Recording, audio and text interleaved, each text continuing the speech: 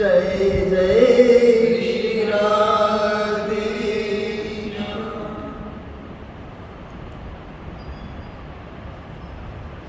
अखिल कोटि ब्रह्मांड नायक परात्पर ब्रह्म, भक्तों के जीवन प्राण धन, भक्त वत्सल, शरणागत वत्सल, अकारं करुणा वरुणालय, आनंद कंद सच्चिदानंद, ब्रजजन वंदन, भक्त पुर चंदन, परम कृपालु नंद नंदन की शरण में आइए हम सब चले।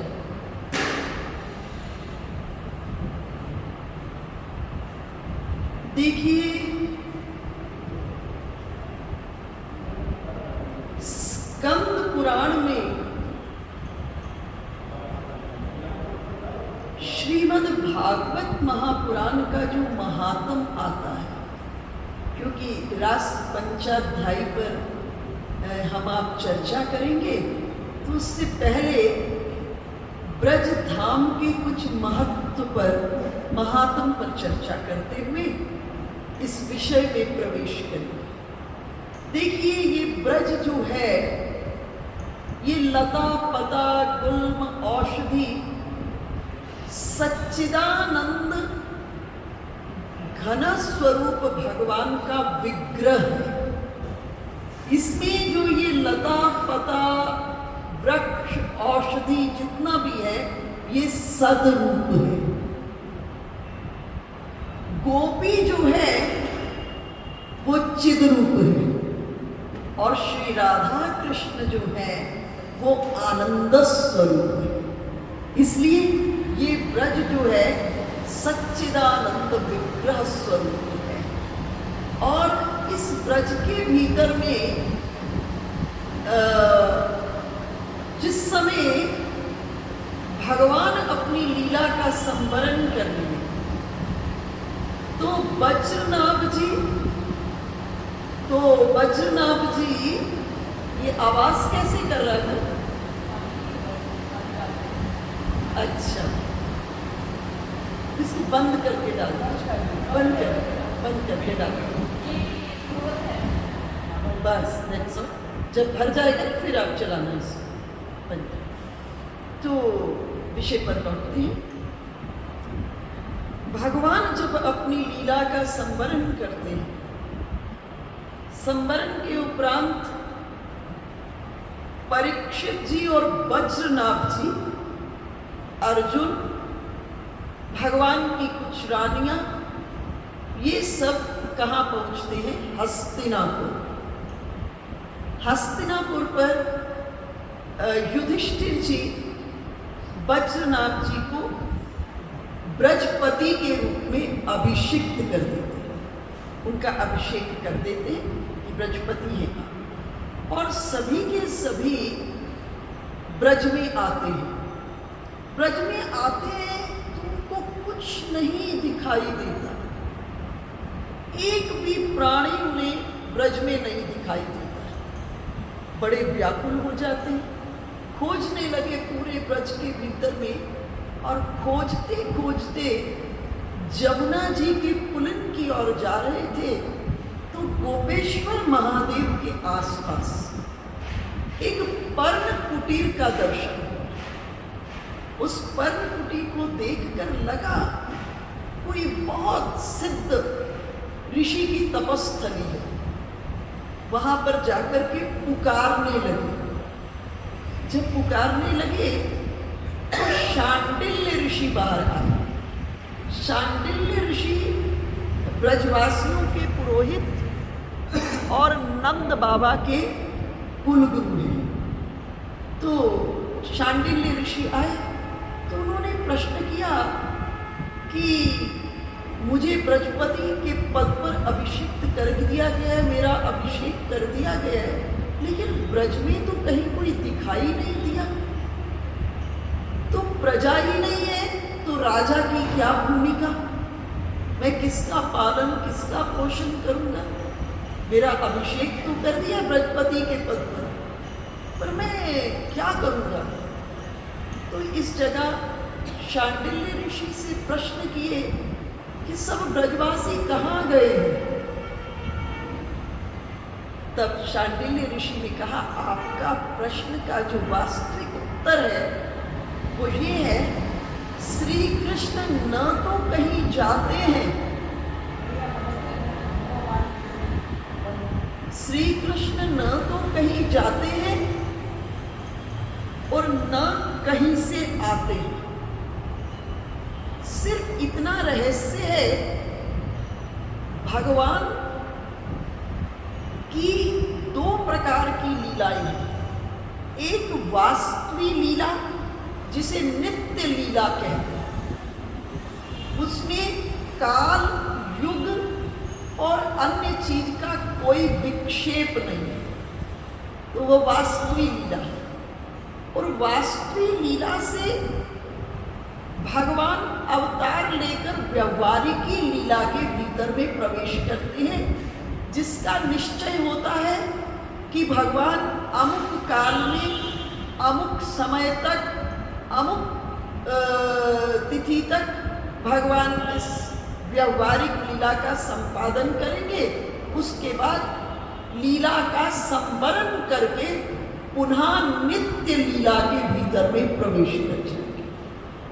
तो ये ब्रज नित्य है, ये ब्रज नित्य है। और इस ब्रज के भीतर में जितने गोप गोपियां, ग्वाल, गैया और बछिया, ये सब नित्य है। सिर्फ इतनी सी बात है कि ये नित्य से व्यवहारिक लीला में प्रवेश करते हैं, और जब भगवान लीला संवरण करते हैं तो ये व्यवहारिक से पुनः नित्य लीला के भीतर में प्रवेश कर जाते हैं। तो शांडिल्य ऋषि ने कहा, आपके प्रश्न का जवाब है, श्री कृष्ण न तो कहीं से आते हैं और न ही श्री कृष्ण कहीं जाते हैं। सिर्फ इतना है, वो नित्य लीला से व्यवहारिकी लीला में प्रवेश करते हैं और व्यवहारिकी लीला से नित्य लीला में प्रवेश करते हैं। अब उनकी नित्य लीला के प्रवेश का द्वार क्या है? उनकी उस नित्य लीला में प्रवेश मिले, इसका द्वार क्या है? बोले इसका द्वार है ब्रज के भीतर में जितने कुंड हैं, जितने सरोवर हैं, जितने सुंदर भगवान की लीला स्थली है, उनको पूज्य मान करके, उनको पूज्य मान करके उनकी सेवा करना। और सेवा करते हुए कोई रसिक भक्त मिल जाए, उस रसिक भक्त से उनकी कथा को श्रवण करना। तो ये जब सुना तो सभी के सभी ब्रज के भीतर में ये जो आज आप लीला स्थलियों का दर्शन कर रहे हो, तो ये वज्रनाथ जी ने इसका भगवान की लीला संवरण करने के बाद इन कुंडों को, इन सब को पुनः निर्माण कराया। फिर वज्रनाथ जी के बाद चैतन्य महाप्रभु खोजते आए, फिर उन्होंने इनका जीर्णोद्धार कराया। तो इस जगह सभी के सभी भगवान की रानियां भी हैं, परीक्षित जी भी हैं, अर्जुन जी भी हैं और वज्रनाभ जी भी हैं। वज्रनाभ जी के चाचा हैं परीक्षित, दोनों चाचा भतीजा के संबंध में हैं। और यहाँ से चलते चलते कहाँ पहुँचे? जमुना के पुलिन पर पहुँचे। जब जमुना जी को उन्होंने दर्शन किया, कल्लोलनी वेगवती हो करके जब जमुना जी प्रवाहिता हैं, तो भगवान की रानियों ने प्रश्न किया।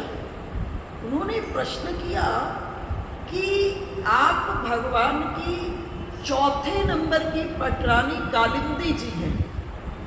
श्री कृष्ण की लीला संवरण करने के बाद हमारे भीतर में एक तीव्र दाह, वेदना, वियोग की तीव्र वेदना, जलन हो रही है, परंतु नियमता तो आप भी चौथी पटरानी है, आपको श्री कृष्ण का वियोग नहीं अनुभव हो रहा। तब उन्होंने कहा कि मैंने आत्मा राम श्री कृष्ण, आत्मा राम श्री जो कृष्ण है, वो श्री राधा रानी में रमण करते हैं। जब प्रश्न पूछा कि राधा रानी कौन है, रसग्रंथों से पूछा गया, तो रसग्रंथों ने जवाब दिया, आत्मा तु राधिका तस्य, श्री कृष्ण की जो निज आत्मा है उनका नाम है श्री राधा।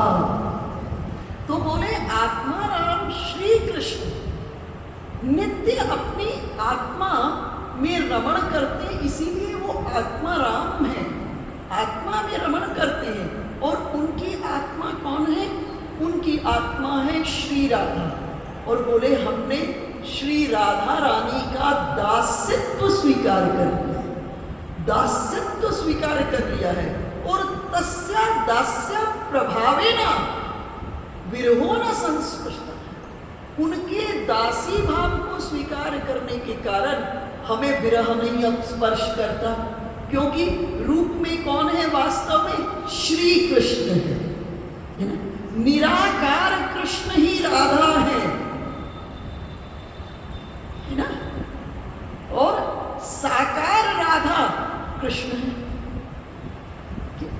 तो इस जगह देखो, आप बिहारी जी में जाते हो, केवल ठाकुर जी का दर्शन करते हो, राधा रानी पीठ के रूप में, चिन्ह के रूप में, प्रतीक के रूप में, सिंबॉलिक रिप्रेजेंटेशन के रूप में। आप राधा वल्लभ जी भी जाते हो, ठाकुर जी का दर्शन करते हो, किशोरी जी तो प्रतीक के रूप में, और राधा रमन जी भी जाते हो, ठाकुर जी का दर्शन करते हो, किशोरी जी प्रतीक के रूप में। क्यों? क्योंकि रूप देह का होता है, आत्मा का रूप नहीं होता, आत्मा निराकार रूप में है। इसलिए जो रूप आपको दिखाई देता है वो श्री कृष्ण का दिखाई देता है, और साथ में किशोरी जी की स्थापना कर दी जाती है। लेकिन ब्रज के निर्माण से पहले भगवान तो वैकुंठ से अवतार लेकर के आ रहे हैं, तो किशोरी जी देखो, राधा रानी कौन है? शक्ति, और ठाकुर कौन है? शक्तिमान।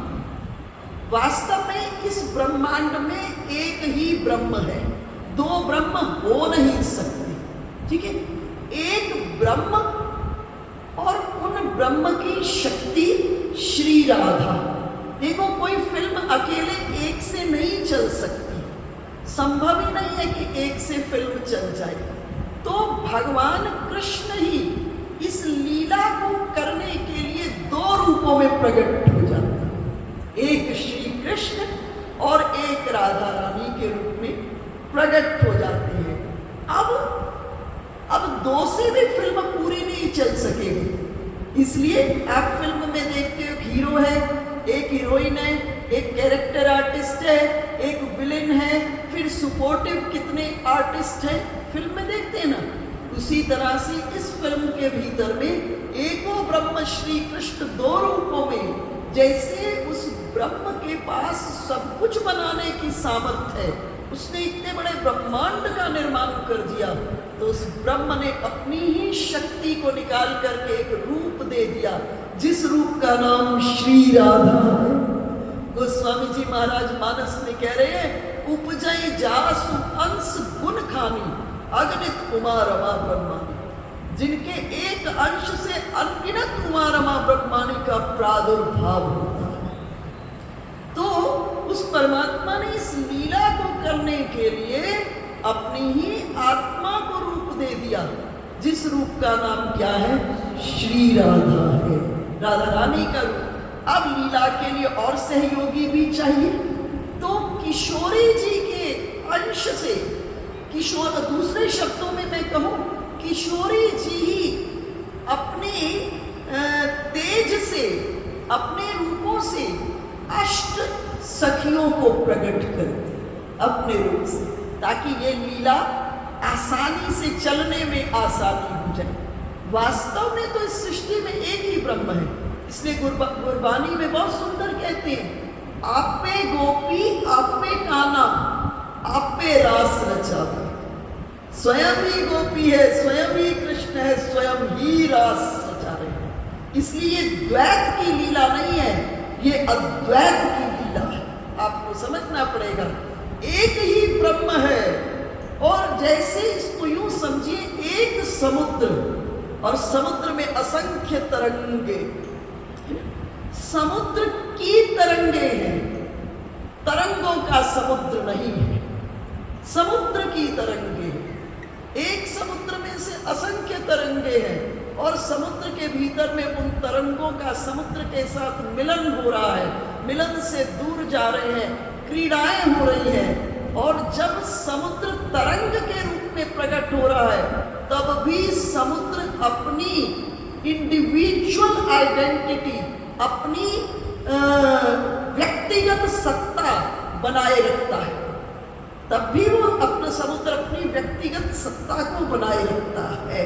तो इसको श्रीमद् भागवत का जो मंगलाचरण हो रहा है, उस मंगलाचरण के प्रथम श्लोक में व्यास जी कह रहे हैं, जब भगवान को का मंगलाचरण कर रहे हैं तो उसमें उन्होंने एक बात कही, जन्माद्यस्य यतोऽन्वयादि तर्तश्च चार्थे स्वभिज्ञ स्वराट। उस परमात्मा की सत्ता का प्रतिपादन अन्वय और व्यतिरेक दोनों तरह से होता है। अन्वय का अर्थ होता है घनात्मक तरीके से, पॉजिटिव वे से, और व्यतिरेक का अर्थ है नेगेटिव वे से। ठीक है, जैसे इसको यूं समझिए, मैं कह रही हूं कि राम है, ठीक है, ये अन्वय हो गया, और उसी वक्त मैं कह रही हूं राम नहीं है, ठीक है, ये नेगेटिव स्टेटमेंट हो गई। तो जो पॉजिटिव स्टेटमेंट में तो राम है ही, और जो राम नहीं है में भी राम है। राम है में तो राम है ही, और राम नहीं है में भी राम है। अर्थात उस परमात्मा की सत्ता का प्रतिपादन अन्वय और व्यतिरेक से होता है।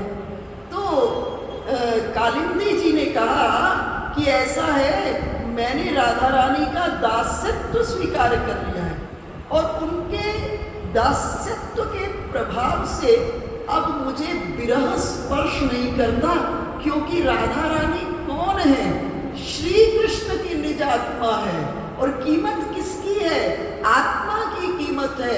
इसलिए हमने उनका दासत्व स्वीकार कर लिया है। एक रूप में हमने श्री कृष्ण को श्री राधा रानी के रूप में हम देख रहे हैं, हम दर्शन कर रहे हैं। और आप सब भी, कालिंदी जी ने कहा, आप सब भी राधा रानी का दासित्व स्वीकार कर लें, आपको श्री कृष्ण का विरह स्पर्श नहीं होगा। तो और उनकी कथाओं को किसी रसिक वक्ता से सुने। तो बोले अब रसिक वक्ता कहाँ खोजेंगे, क्योंकि ब्रज में तो कोई दिखाई नहीं दे रहा है, एक प्राणी नहीं दिखाई दे रहा। तो बोले ऐसा है, आप कीर्तन कीजिए, आप संकीर्तन कीजिए, और सबसे रसिक वक्ता इस समय उद्धव जी हैं। आप संकीर्तन करिए, उद्धव जी को पुकारिए। तो भगवान की रानियों ने कहा, उद्धव जी तो भगवान की चरण पादुका लेकर के बद्रिका आश्रम जा चुके हैं। बोले नहीं, बद्रिका आश्रम तो गए हैं, लेकिन उद्धव जी बद्रिका आश्रम में लिमिटेड नहीं है, वो सर्वत्र हैं, वो सर्वमय है उद्धव जी। इसलिए आप उन्हें पुकारिए। तो कुसुम सरोवर के पास, गिरिराज जी की तलहटी में कुसुम सरोवर के पास पर सभी भगवान की रानियां, वज्रनाभ जी, अर्जुन, परीक्षित और उच्च स्वर में कीर्तन करने लगे। जब उच्च स्वर में कीर्तन करने लगे, गिरिराज जी की शिलाएं पिघलने लगी और वहां से एक कुंड प्रकट हो गया। उद्धव कुंड और नारद कुंड साथ साथ हैं। कुंड प्रकट हो गया, और उसी समय में उद्धव जी वहां प्रकट हुए। और उद्धव जी ने परीक्षित जी को कहा, आप चले जाओ, क्योंकि मैं यहां जब कथा करने लगूंगा तो कली विक्षेप करने को आएगा। आप जाइए, कलियुग को नियंत्रित कीजिए। परीक्षित जी ने कहा कि मैं कथा से वंचित हो जाऊंगा। उद्धव जी ने कहा, नहीं, आपके लिए कथा की व्यवस्था है, आगे आपको सुखदेव जी कथा श्रवण कराएंगे। और इस जगह परीक्षित गए, और इधर से उद्धव जी ने भगवान की रानियों को, वज्रनाभ जी को 1 मास तक कथा सुनाई। 1 मास तक श्रीमद् भागवत की कथा श्रवण कराई और उस कथा के फलस्वरूप एक विमान आया और जिस विमान पर बैठ करके सभी भगवान के नित्य धाम के भीतर में प्रवेश कर गए। तो विषय पर जहां से हम रास को प्रारंभ करेंगे, देखो रास क्या है?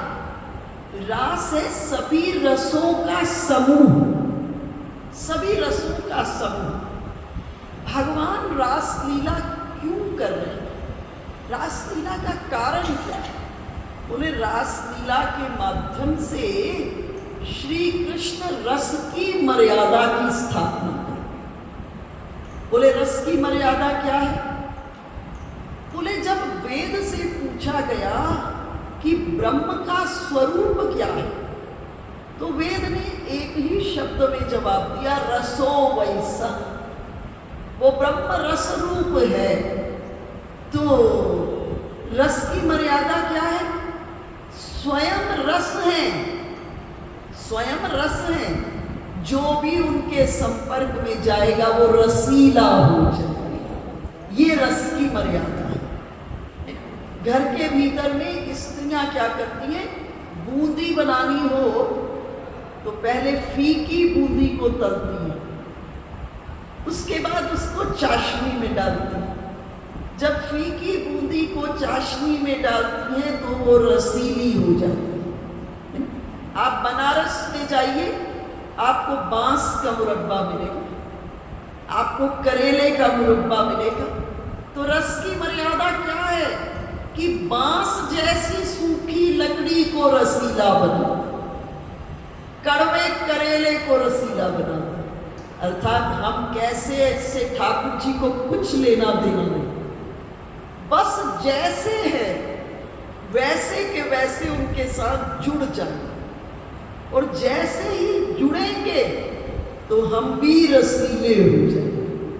तो सारी की सारी जो बात है ना, वो जुड़ने की है। हम ठाकुर जी से जुड़ जाए। कैसे हैं? बोले भक्ति का प्रारंभ कभी भी अपनी ओर देखकर नहीं हो सकता। हमारे भीतर में कुबेर के खजाने के बराबर दोष आ जाए। भक्ति का जब भी प्रारंभ होगा भगवान की ओर देखकर। भरत जी जब जा रहे हैं, भरत जी कह रहे यद्यपि मैं अनफल अपराधी, मैं जानता हूं मैं अपराधी हूं, लेकिन श्री राम की करुणा को मैं जानता हूं। जब मैं श्री राम की शरण में पहुंचूंगा तो श्री राम मेरे अपराध को भुला देंगे और भुला करके सहज में मुझे स्वीकार कर लेंगे। तो भक्ति का प्रारंभ भी यहाँ से होता है। अत्रि ऋषि जब श्री राम की स्तुति कर रहे हैं तो क्या कह रहे हैं? नमामि भक्त वत्सलम कृपालुशील कोमलम भजामि ते पदाम्बुजम अकामी नाम स्वधाम। कहे प्रभु, जब आपका भक्त आर्त होकर आपको पुकारता है तो आपको अपना पितापना बिल्कुल भूल जाता है। आपके भीतर में से माँपना प्रकट हो जाता है। इसलिए नमामि भक्त वत्सलम, जब आपका भक्त आपकी शरण में आता है तो आपकी वात्सल्यता प्रवाहित होने लग जाती है। देखो, गैया पूर्ण शाकाहारी जीव है, लेकिन पूर्ण शाकाहारी गाय के पास गाय जब बच्चा देती है तो वो बच्चा खून पीप जेर से सना होता है। तो गैया ये नहीं कहती बच्चे को जाओ पहले नहा कराओ, शुद्ध हो कराओ, फिर दूध पिलाओ। पूर्ण शाकाहारी गैया अपनी जीभ से चाट चाट कर खून पीप जेर को, इस छोटे बच्चे, जन्मते बच्चे को शुद्ध कर देती है। और शुद्ध करके क्या करती है? अपना दुग्ध पान कराती है। तो हमारे भीतर में भी कुबेर के खजाने के दोष आ जाएं अगर हम भगवान की शरण में पूरे पूरे चले जाएंगे। पूरे पूरे, बस शर्त ये है पूरे पूरे। कैसे है? इससे कोई कंडीशन नहीं है। कैसे है? इससे प्रभु को कुछ लेना देना नहीं, पर जैसे हैं वैसे पूरे पूरे जाए। इसलिए भगवान ने कह दिया मोहि कपट छल छिद्र न भावा। मुझे कुछ लेना देना नहीं है तुम कैसे हो, मेरे पास बहुत बड़ी संभावना है। भाई भगवान की भगवत्ता का तो तभी पता चलेगा जब पापी को तारेंगे। पुण्यात्मा तो अपने पुण्य के बल से तर ही जाएगा। बात तो तभी बनेगी ना जब हम पापी को भगवान स्वीकार करेंगे। और मुझे लगता है श्रीमद् भगवद गीता के 18वें अध्याय के 66वें श्लोक में इतना बड़ा भगवान ने उद्घोष कर दिया है, सर्वधर्मान परित्यज्य माम एकम शरणम व्रज। सभी धर्मों को छोड़कर, और संस्कृत में जब धर्म शब्द बहुवचन में प्रयोग होता है, धर्मान होता है, तो इसका अर्थ हो जाता है व्यवहार। जिन व्यवहारों में उलझे हो, प्रभु कह रहे हैं उनसे समेटो अपने को और समेट कर मेरी शरण में आ जाओ। जीव ने कहा आऊंगा आपकी शरण में तो क्या करोगे? भगवान ने कहा अहम वा सर्व पापे भ्यो, मैं तुम्हारे सारे पापों को ले लूं। अगर भगवान केवल पुण्य को ही स्वीकार करते, पुण्यात्मा को स्वीकार करते, तो भगवान की वाणी न कहते, और ये भी अंत में। तो भगवान कह रहे अहम तो सर्व पापेभ्यो, और सब पापों को लेकर दूंगा क्या? मोक्षयिष्यामि मा शुचा, मैं तुम्हें मोक्ष प्रदान कर दूंगा। और ऐसे ठाकुर जी को प्राप्त करके जब उद्धव जी पहुंचते हैं ना गोपियों के पास, तो गोपियों ने उद्धव जी को बड़ी प्यारी बात की। गोपियों ने कहा सुनो उद्धव, इस शरीर में जितनी इंद्रियां हैं उन सब के अपने अपने लालच हैं। आंख रूप की लालची है, कान सुंदर शब्द के लालची है, नासिका गंध की लालची है, हाथ स्पर्श के लालची है, पांव गमन के लालची है। सब इंद्रियों के अपने लालच है। लेकिन इस पृथ्वी पर, इस भूधरा पर, इस ब्रह्मांड में कोई ऐसा प्लेटफॉर्म नहीं है जहां सब लालच एक जगह पूरे हो सके। जहां रूप है वहां धन पर माइनस लगा है, जहां रूप और धन दोनों हैं वहां स्वभाव पर माइनस लगा है, जहां रूप धन स्वभाव तीनों है वहां विद्या पर माइनस लगा है, जहां रूप धन स्वभाव विद्या है वहां कोई और माइनस लगा है। बोले ये इस पृथ्वी का लक्षण ही, इस ब्रह्मांड का लक्षण ही नहीं है। तो जितनी इंद्रियां हैं, इन इंद्रियों के, सभी इंद्रियों के लालच को पूरा करने की अगर सामर्थ्य किसमें है? ठाकुर जी में है। तो कहा इत्रिषा पुरुष भूषणेन भूषयन्ति हृदयं न शुद्धवा धिक तदीय कुलशील यौवनम धिक तदीय गुण रूप संपदा। ऐसे पुरुष भूषण को छोड़कर, इत्रिषा पुरुष भूषणेन, ऐसे पुरुष भूषण को छोड़ करके मनुष्य देह को प्राप्त करके जिस जीव की बुद्धि इधर उधर भटकी है और मचली है, उसने केवल मनुष्य शरीर का बोझा ढोया है। धिक तदीय कुलशील यौवन, उसके शील को, उसके कुल को, उसके यौवन को धिक्कार है।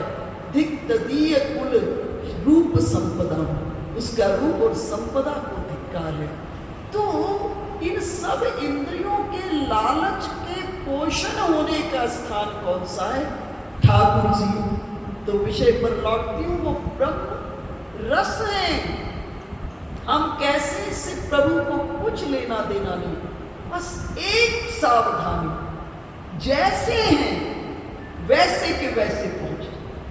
क्योंकि भगवान कहते मुझे कपट पसंद नहीं, मुझे छल पसंद नहीं है, मुझे छिद्र पसंद नहीं है। रत्नमाला ने कहा ठाकुर मैं तुमसे प्रेम करती हूं। जैसे ही रत्नमाला ने देखा 52 भगवान को यज्ञशाला में 52 अंगुली के ठाकुर और त्रिभुवन का तेज समाया हुआ है, जैसे ही देखा मन में पहला भाव आया, काश ये मेरे पुत्र होते, मैं इन्हें अपनी गोद में बिठाती और अपना दूध पिलाती।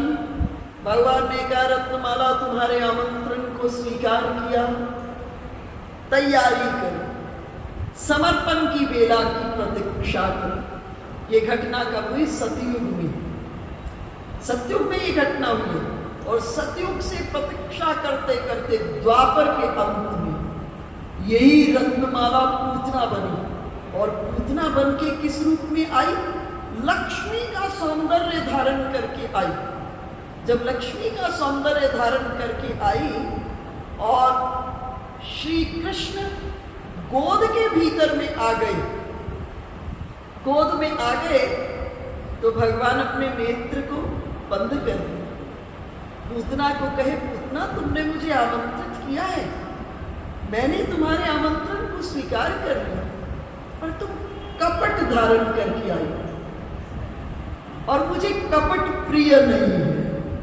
और पूतना ने अपने स्तनाग्र को डाला और भगवान पूतना के दूध को पीने लगे। नहीं, दूध को निमित्त बना के प्राणों को पीने लगे। और अब पूतना को समझ आई और पूतना इस कपट को छोड़कर वास्तविक रूप में आई और वास्तविक रूप में उड़ाती हुई श्री कृष्ण को आकाश में भगवान ने पूतना को चतुर्भुज रूप के दर्शन किए। मारीच भी आया स्वर्ण मृग बन करके और धन्य धन्य हो रहा है। मारीच के पीछे कौन दौड़ रहे? त्रिभुवन के ठाकुर। सोच रहा है मारीच, जिस ब्रह्म के पीछे पूरा ब्रह्मांड दौड़ता है, आज वो ब्रह्म मेरे पीछे दौड़ रहे। भगवान ने कहा, मारीच तुमने आमंत्रित किया, मैंने आमंत्रण को स्वीकार किया, लेकिन मुझे कपट पसंद नहीं। मारीच भी अपने वास्तविक स्वरूप में आया। शूर्पणखा भी परम सुंदरी होकर के आई। भगवान ने शूर्पणखा को भी कहा, तुमने मुझे चाहा, आमंत्रण को स्वीकार किया, पर तैयारी अभी पूरी नहीं है, तैयारी करो। एक युग के बाद फिर द्वापर के भीतर में वही पूतना सहरिंद्री कुब्जा बनी और भगवान सबसे पहले पूतना को स्वीकार किए। अर्थात हम कैसे इससे कुछ लेना देना नहीं ठाकुर जी को, वो रस है, बस हम उसके संपर्क में पूरे पूरे चले जाए। कैसे? इससे कुछ ठाकुर जी को लेना नहीं, पूरे पूरे चले जाए। वो रस है, जब उसके संपर्क में जाएंगे तो हम रसीले हो जाएंगे। अब दूसरी बात, वेद ने कहा कि जो ब्रह्म है ना, वो केवल अपने ही रस को पीता है। वेद का विषय है ब्रह्म स्वरस का पान करते हैं। ठाकुर जी केवल अपने ही रस को पीते हैं। तो प्रश्न उठा कि ठाकुर जी अगर अपने ही रस को पीकर तृप्त हो जाएंगे तो इन सब का क्या होगा? बड़े बड़े राजा महाराजा, बड़े बड़े सिद्ध, बड़े बड़े ऋषि, बड़े बड़े गंधर्व, सब सिद्ध मुनि जो इतनी कठोर तपस्या कर रहे, राजमहलों को छोड़कर लंगोटी पहनकर वनों में पंचाग्नि तप रहे हैं, उन सब का क्या होगा? तो वेद ने कहा, भाई भगवान तो अपने ही रस को पीते हैं। तो बोले इन सब की तृप्ति कैसे होगी? तो बोले फिर ठाकुर जी देखते हैं इतने में से कौन मुझे चाहता है। ये नहीं देखते कैसा है, कैसा वाला तो भगवान का विषय ही नहीं है। भगवान देखते कौन मुझे चाहता है, और जिसके हृदय में अपने प्रति की चाहत को देखते हैं। भगवान योग माया को आदेश करते हैं, मेरे हृदय के रस को उठाकर इस जीव के हृदय में स्थापित कर दो। और योग माया भगवान के रस को उठाकर जीव के अंतःकरण में स्थापित करते हैं। और जब योग माया भगवान के रस को जीव के अंतःकरण में स्थापित करती है, जीव आनंदमय हो जाता है और भगवान उसी जीव के अंतःकरण में उतरकर अपने ही रस को पीते हैं। और जब अपने ही रस को पीते हैं, उस समय जीव को परम आनंद की अनुभूति होती है। तो रास लीला में किसको भाग मिलेगा, ये विषय उठा, किसको पार्टिसिपेशन मिलेगा? बोले भगवान का कोई तो मापदंड होगा। देखो ठाकुर जी को नचाने का बहुत शौक है। मानस में गोस्वामी जी महाराज कह रहे, जग पेखन तुम देखन हारी, विधि हरि शंभु नचावनी हारी। भगवान को नचाने का बड़ा शौक है। विधि अर्थात ब्रह्मा, शंभु, महादेव, विधि हरि, विष्णु, इन सबको ठाकुर नचाते हैं। विधि हरि शंभु नचावनी हारी। और पर कोई तो ऐसा हो जो ठाकुर जी को नचा सके। ताही अहीर की चोहरिया छछिया भर छाछ पे नाच नचा। त्रिभुवन के ठाकुर को गोपियां थोड़े थोड़े माखन का लोभ दे करके नचा देती। तो भगवान को कौन नचा सकता है? भगवान को नचा सकता है प्रेम, जिसे पंचम पुरुषार्थ कहा है। 4 पुरुषार्थों की शास्त्रों ने चर्चा की है। अर्थ, धर्म, अर्थ, काम और मोक्ष। इसलिए प्रेम को पंचम पुरुषार्थ कहा। जब परमात्मा प्रसन्न होते हैं तो पंचम पुरुषार्थ प्रेम की प्राप्ति होती है। ये 4 में से जो 3 है ना, धर्म, अर्थ, काम, ये अभ्युदय। अभ्युदय का अर्थ होता है, देखो कोई साधु किसी गृहस्थ के घर जाता है तो एक ही आशीर्वाद देता है साधु, अभ्युदयवान भव। इसका क्या अर्थ है? इस संसार में तुमको सब कुछ मिले, तुम्हारे जीवन में कोई माइनस ना, कोई अभाव नहीं हो, तुम्हें सब सुख मिले। ठीक है, ये 3 पुरुषार्थ कवर कर देता है सर। अभ्युदयवान भव, इसमें आ गया धर्म, अर्थ, काम। अब जो चौथा पुरुषार्थ है मोक्ष, ये निश्रेयस है, इसे निश्रेयस कहा। ठीक है, धर्म की एक परिभाषा क्या है? यतो अभ्युदय निश्रेयस सिद्धि सधर्म। वो कर्म जिसको करने से, वो कर्म जिसको करने से इस लोक में उन्नति और परलोक में कल्याण हो। इस लोक में उन्नति और परलोक में कल्याण हो। आज यही गड़बड़ी हो गई। मनुष्य इस लोक की उन्नति के बारे में बड़ा कंसर्न्ड है, लेकिन इस लोक की उन्नति करते हुए ये चिंतन नहीं कर रहा है कि इस लोक की उन्नति के साथ परलोक में उन्नति होनी चाहिए। तो 3 तो है अभ्युदय, धर्म, अर्थ, काम, लेकिन चौथा है मोक्ष, जो है वो निश्रेयस। अर्थात पहले जब साधु आएगा तो आपको आशीर्वाद देगा अभ्युदयवान भव, तुम्हारे जीवन में कोई कमी नहीं रहे, सब सुख मिले। और फिर साधु आएगा, फिर साधु आपको कहेगा निश्रेयस्वान भव। अर्थात अब तुमने सब रसों को देख लिया है संसार के, अब इनको गुठली छिलके की तरह छोड़कर परम रस का आस्वादन करो। इसे हमने निश्रेयस कहा। तो ये 4 पुरुषार्थ हैं, लेकिन पंचम पुरुषार्थ जो है वो प्रेम है। और ये पंचम पुरुषार्थ प्रेम किसकी कृपा से प्राप्त होता है? ये ठाकुर जी की कृपा से होता है। आप योग को पढ़ेंगे, पतंजल योग दर्शन को पढ़ेंगे, तो योग के 8 अंगों में से 7 अंग ध्यान तक उन्होंने कहा आप अपनी सामर्थ्य से जा सकते। साधक अभ्यास करे तो ध्यान तक अपनी सामर्थ्य से जा सकता है, लेकिन जो 8वां अंग है ना, समाधि, ये अपनी सामर्थ्य का विषय नहीं है। समाधि सिद्धि ईश्वर प्रणिधानात्। समाधि की सिद्धि तब होती है जब ईश्वर कृपा करते हैं। इसी तरह से प्रेम के अंकुर हमारे जीवन में तब फूटेंगे जब ठाकुर जी के हम बन जाएंगे। हम ठाकुर जी के बन जाएंगे। मीरा के जीवन में ये प्रेम क्यों खोला? मीरा ने कहा, मेरे तो गिरधर गोपाल दूसरों ना कोई। हमारे में यही गड़बड़ी है। परंतु इसकी एग्जैक्ट अगर कंसेप्चुअल अप्रोच आप समझ गए तो मुझे लगता है सब कह देंगे दूसरों ना कोई। परंतु ये अप्रोच हम नहीं जान पाए, है ना।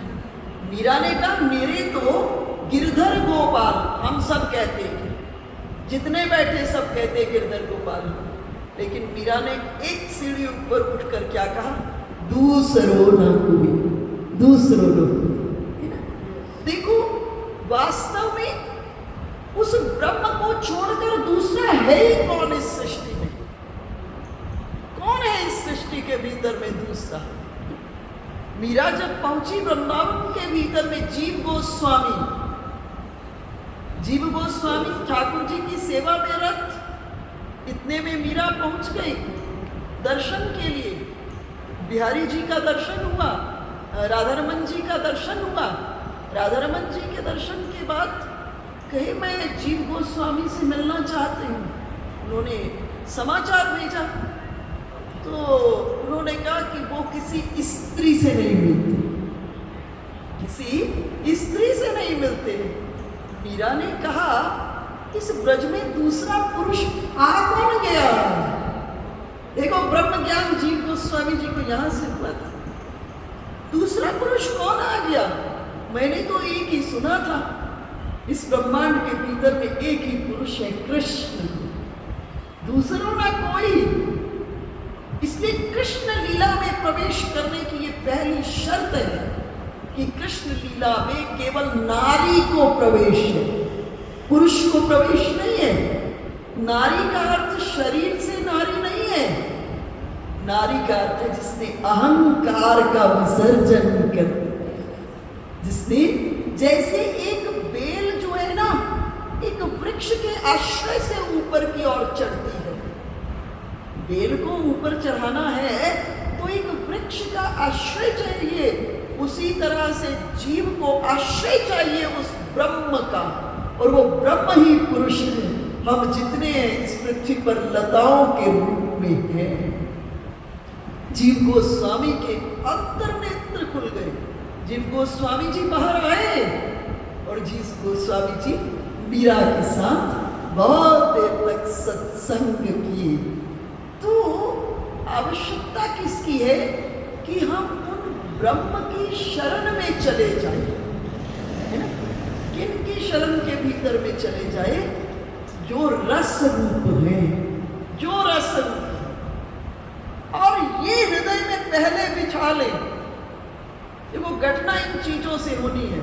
हमारा अध्यात्म 100% प्रैक्टिकल है, इसमें थ्योरी वाला कहीं कुछ पढ़ा ही नहीं है। टोटल 101% प्रैक्टिकल अध्यात्म। बात तभी बनेगी जब आप ब्रह्म को रस मानोगे, और ये मान लोगे रस का गुण है। हम कैसे भी हो, जब जाएंगे तो रसीले हो जाएंगे। एक शायर का एक शेर मुझे बड़ा प्यारा लगता है, तेरे दर से मैं खाली हाथ लौट आया, तेरे दर से मैं खाली हाथ लौट आया, इश्क की आबरू ही डुबो बैठ, इश्क की आबरू। अरे भाई, मंदिर से बड़ी कौन सी मधुशाला है? यहाँ प्रभु के साथ नैन मिले और अंतर में कुछ हो ना, वो तो फिर फिजिकल एक्सरसाइज हो गई। वो बड़ा सुंदर है। सजदा और रहे एहसास, सजदा भी कर रहे हो, एहसास यहाँ तो कब झुक गए, कब उसने उठाया, कब उसने आलिंगन में आबद्ध किया, कब उसने रस पिलाया, और उस रस से नक्शिक पर्यंत सरापुर होकर के उसमें ही लीन हो जाए। ये घटना मंदिर होती है, इसलिए इसको मन के तीर कहा गया। मंदिर शब्द का अर्थ है मन के तीर, तीर कहते किनारे को, जो मन के किनारे पर है सो मंदिर। तो विषय पर वापस लौटती हूँ कि रास लीला के माध्यम से भगवान रस की मर्यादा की स्थापना कर रहे हैं। और फिर स्वयं रस है, जो भी संपर्क में जाएगा रसीला है। और दूसरी बात है कि भगवान केवल स्वरस का पान करते हैं, इसलिए अपने भीतर की चाहत को, अपने भीतर की प्यास को, अपने भीतर की तड़प को, अपने भीतर की सारी चेतना को इकट्ठा करके, बिल्कुल ऐसे जैसे कि प्यासे को अंतिम समय में जल की आवश्यकता हो, उस भाव से हम ठाकुर जी को पुकारें। ठाकुर जी मानस में दो बड़े विपरीत बातें लिखी, बिल्कुल दोनों एक दूसरे के ऑपोजिट बात कही है गोस्वामी जी ने। एक तो कहा है काहु न को सुख दुख कर दाता, निजकृत कर्म भोग सब भ्राता। और दूसरी उसके बिल्कुल विपरीत लिख दी, राम किन्न चाहे सोई होई, करही अन्यथा असनई। अब जो दूसरी बात है राम किन्न चाहे सोई होई, तो राम जी के चाहत का कोई तो मापदंड होगा। राम जी के चाहत का कोई तो मापदंड होगा। तो राम जी के चाहत का मापदंड है कि अपने अंतरंग के भीतर में, बहिरंग कैसा इसी से कुछ नहीं लेना। भगवान महलों में नहीं गए, शबरी की कुटी में गए। भगवान ने मुझे लगता है 150 नाविक तो उस तट पर होंगे, लेकिन भगवान ने केवट को ही चुना, क्योंकि रात में ही निषादराज गुरु ने समाचार भेज दिया था कि कल हम गंगा पार करेंगे। और सभी केवट लकड़ी की नाव को रंग रहे थे। घाट पर ये अनूठा केवट अंतःकरण को रंग रहा था, चिंतन कर रहा था इसमें कहीं कोई विकार तो नहीं रह गया। अगर कोई विकार रह गया तो विकार का मतलब है आग। काम का अर्थ है आग, क्रोध का अर्थ है आग, लोभ का अर्थ है आग, अहंकार का अर्थ है आग, ईर्ष्या द्वेष का अर्थ है आग। और आग का स्वभाव क्या होती है? जहां रहती है पहले उसको जलाती है, फिर किसी दूसरी वस्तु को आग जलाती है। तो जिस हृदय में प्रभु को विराजना है, वहां आग की गुंजाइश कैसे? पूरी रात इस हृदय को सजा रहा था। और प्रातः काल आते ही भगवान वरण कर लिए। हमारे वेदांत कहते हैं वो परमात्मा वरण करता है जीव का। नायम आत्मा प्रवचने न लभ्यो न मेधया न बहुना श्रुतेना। आप प्रवचन की कला में बहुत प्रवीण हो, आपने बहुत भजन किया, आपने बहुत कुछ किया, क्या इसके माध्यम से परमात्मा की प्राप्ति हो जाएगी? बोले नहीं, ये क्राइटेरिया ही नहीं है। क्राइटेरिया क्या है? ठाकुर जी किसका वर्णन करेंगे, किसको चुनेंगे ठाकुर जी। और ठाकुर जी के चुनने का एक ही मापदंड है कि तुम अपने अंतरंग में, अंतरंगता में किससे प्रेम कर रहे हो, और तुम्हारे अंतरंगता में प्रभु की कितनी गहरी चाहत है। जब पूरी दुनिया सोई होती है, कभी चिंतन करना। जब आपके आस पड़ोस में घर परिवार के लोग सोए होते हैं और तुम्हारी आंख खुलती है, क्या उस समय ये भाव आता है खुलती हुई आंख में कि प्रभु जैसे यशोदा के आंगन में रुनक झुनक पैजनिया पहन करके तुम प्रकट हो जाते थे, आज सब मेरे आसपास प्रकट है, सब सोए हैं मेरे आसपास। प्रभु आज इस घट में प्रकट हो जाओ, आज इस घट में प्रकट हो जाओ। और रात्रि के भीतर में ये आपके वार्तालाप प्रारंभ हो जाए, ये आपका प्रभु के साथ संवाद प्रारंभ हो जाए। अर्थात हमारे चिंतन के भीतर में, अंतरंगता में हम प्रभु से प्रेम करें। तो भगवान रास लीला के माध्यम से रस की मर्यादा की स्थापना करते हैं। स्वयं रस है, जो भी संपर्क में जाएगा रसीला हो जाएगा। अब कथा पक्ष पर आती हूँ कि भगवान ने रास लीला क्यों की, उद्देश्य क्या था भगवान की रास लीला का? दो कारण थे। एक तो गोपियों को वचन दे दिए थे, वेणु गीत के माध्यम से गोपियों के हृदय में पूर्व राग का अर्थ है मिलन से पहले का प्रेम। ये वेणु गीत के माध्यम से भगवान ने गोपियों के हृदय में प्रकट कर दिया और रास के माध्यम से उस प्रेम की परिणति होनी थी, पूर्णता होनी थी। तो जब चीरहरण लीला हुई उस वक्त भगवान ने गोपियों को वचन दे दिया था, मेरा तुम्हारा मिलन आने वाली रात्रियों में होगा। थोड़ी सी चर्चा हम वेणु गीत और चीरहरण को छूते हुए रास में प्रवेश करेंगे। देखो, भगवान ने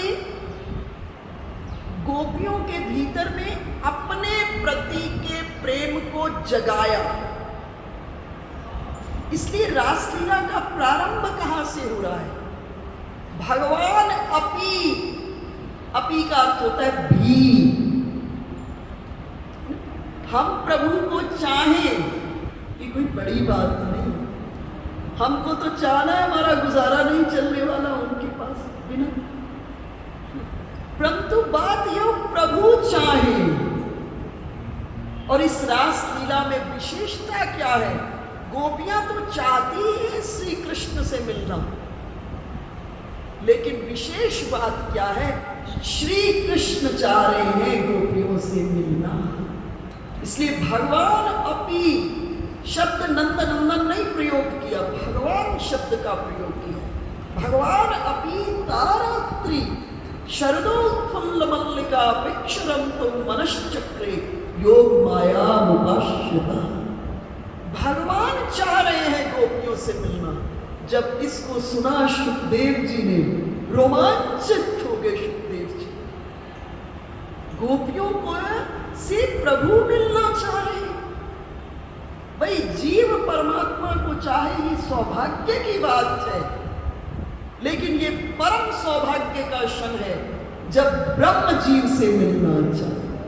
और सुखदेव जी ने जब ये सुना, ये सुनते सुखदेव जी रोमांचित हो गए। भगवान अपीता, भगवान गोपियों से मिलना चाह रहे।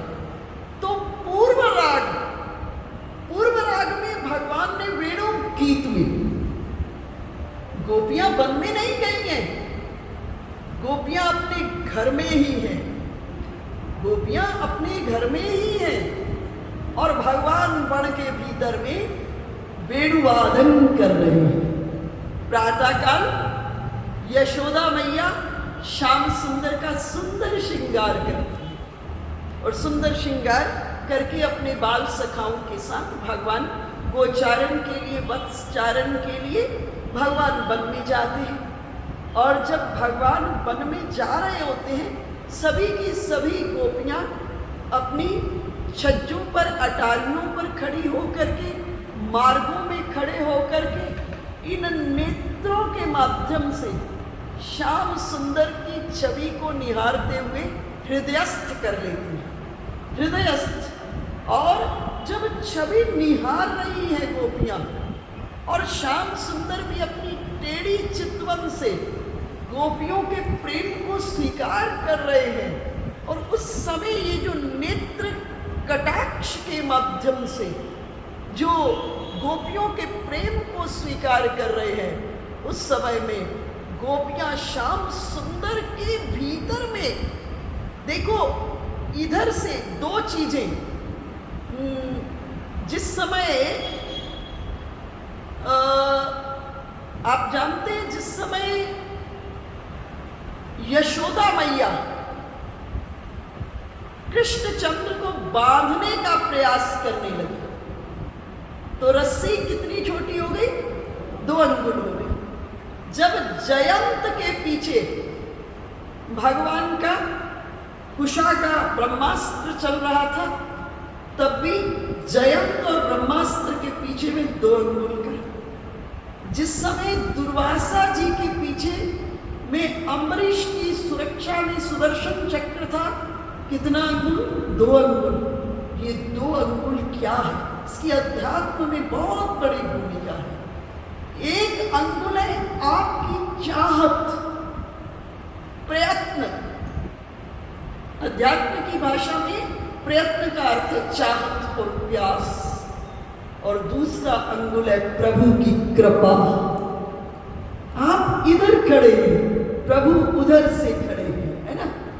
देखो, प्रेम उधर से चला, प्रेम उधर से चला और इधर से प्राण सिधारे।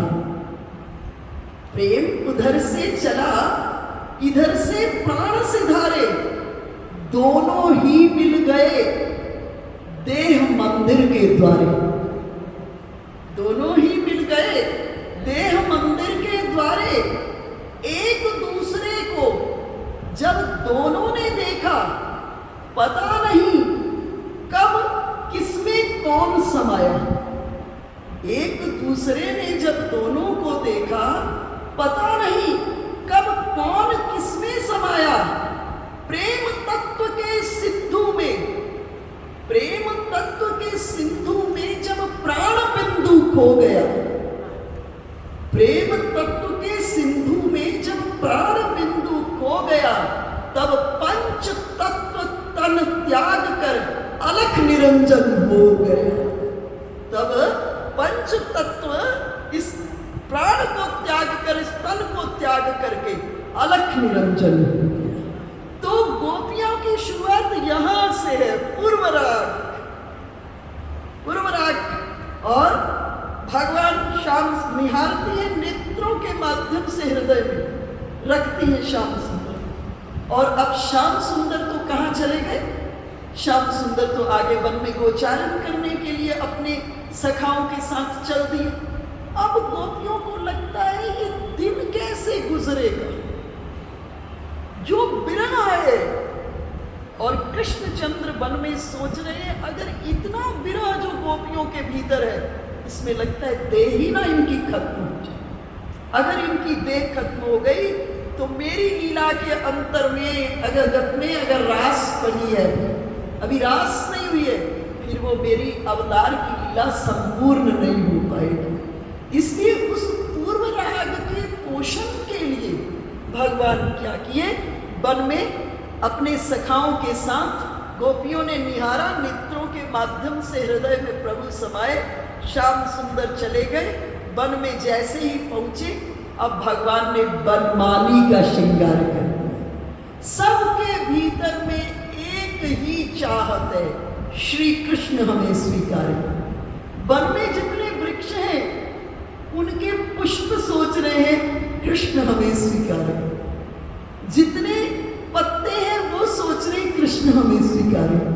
मोर नृत्य कर करके अपने पक्ष को छोड़ रहे हैं, सोच रहे हैं कृष्ण हमें स्वीकारे। सबके मन में एक चाह, और ये स्वर्ण हीरा और मुक्ताओं के मुकुट उतर गए और भगवान क्या बन गए? वरहा पीडम नटवर बपु करनयो कर्णिकारम। वरहा पीडम नटवर बपु करनयो कर्णिकारम, बिभ्रदवासः कनक कपिशम वैजयन्तीं च मालां, रंध्रान वेणु अधर सुधया पूरयन् गोपवृन्दै, वृंदारण्यम स्वपद रमणम प्राविशद कीर्ति। तीनों के लोकों के ठाकुर कौन सा रूप धारण कर लिए? अपने प्रियजन, अपने प्रेमियों को आनंद देने के लिए नट का रूप कर दिया। और उस नट के रूप का दर्शन करके जो विरह के भीतर में है, उन विरहनियों का विरह बढ़ गया। नटवर बपू करनयो कर्णिकारम। अरे घर के भीतर में हीरा पन्ना मुक्ताओं के बड़े बड़े गहने अलंकार हैं, कुंडल हैं, लेकिन सब उतार दिए। कनेर के फूल का कुंडल बना करके कान में धारण किया, और दोनों कानों में भी नहीं धारण किया, एक ही कर्ण में धारण किया, और उसको इस कला से उछाल देते थे। कृष्णचंद्र के दूसरे कान पर धारण कर लेते थे, फिर उसको उछाला इधर कर दिया, और कृष्ण और बलराम रंग मंच पर मजे हुए कलाकार की तरह अभिनय करते हुए, ऐसे लग रहा रंग मंच पर और पीछे पीछे उनके ग्वाल बाल सखा जो थे, बाल सखा, वो उनकी कीर्ति, त्रिभुवन विमोहिनी कीर्ति का गान कर रहे हैं और भगवान वेणु वादन कर रहे हैं। और वेणु वादन करते हुए अधरों पर बंसी को धारण किए हुए, भगवान अधरों पर बंसी को धारण किए। देखो ये बंसी कौन है? ये बंसी कौन है? ब्रज के भीतर भी किंवदंती है कि ये बंसी सरस्वती जी है। ये बंसी सरस्वती जी है। जब भगवान का अवतार हुआ तो सरस्वती जी दर्शन करने के लिए आई। भगवान नेत्र बंद थे, सरस्वती जी को देखे नहीं, सरस्वती जी जड़ हो गई। वहां से बांस का प्रादुर्भाव हुआ और भगवान लेकर के सदा सदा के लिए अपने होठों पर धारण कर। देखो वंशी का अपना स्वर नहीं होता। किसका स्वर होता है? जिसके होठों पर बंसी हो। तो बंसी के माध्यम से श्री कृष्ण के प्राणों के स्वर प्रवाहित हो रहे हैं और प्राण ही प्राण को आकर्षित कर सकते हैं। इसलिए वेणुवादन उधर हो रहा है और गोपियां आकर्षित हो रही है वहां से, क्योंकि ये इस बंसी के माध्यम से श्री कृष्ण के स्वर प्रवाहित हो रहे हैं और प्राण ही प्राण को आकर्षित कर सकते हैं। और जिस दिन हम भी इस बांस की पोंगरी की तरह खाली हो जाएंगे भीतर से, हमारे भीतर में से भी परमात्मा के स्वर प्रवाहित होने लग जाएंगे।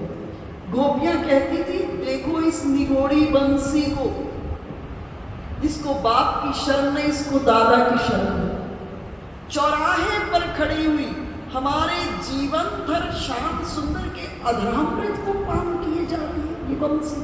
इस निगोड़ी को शर्म ही नहीं है।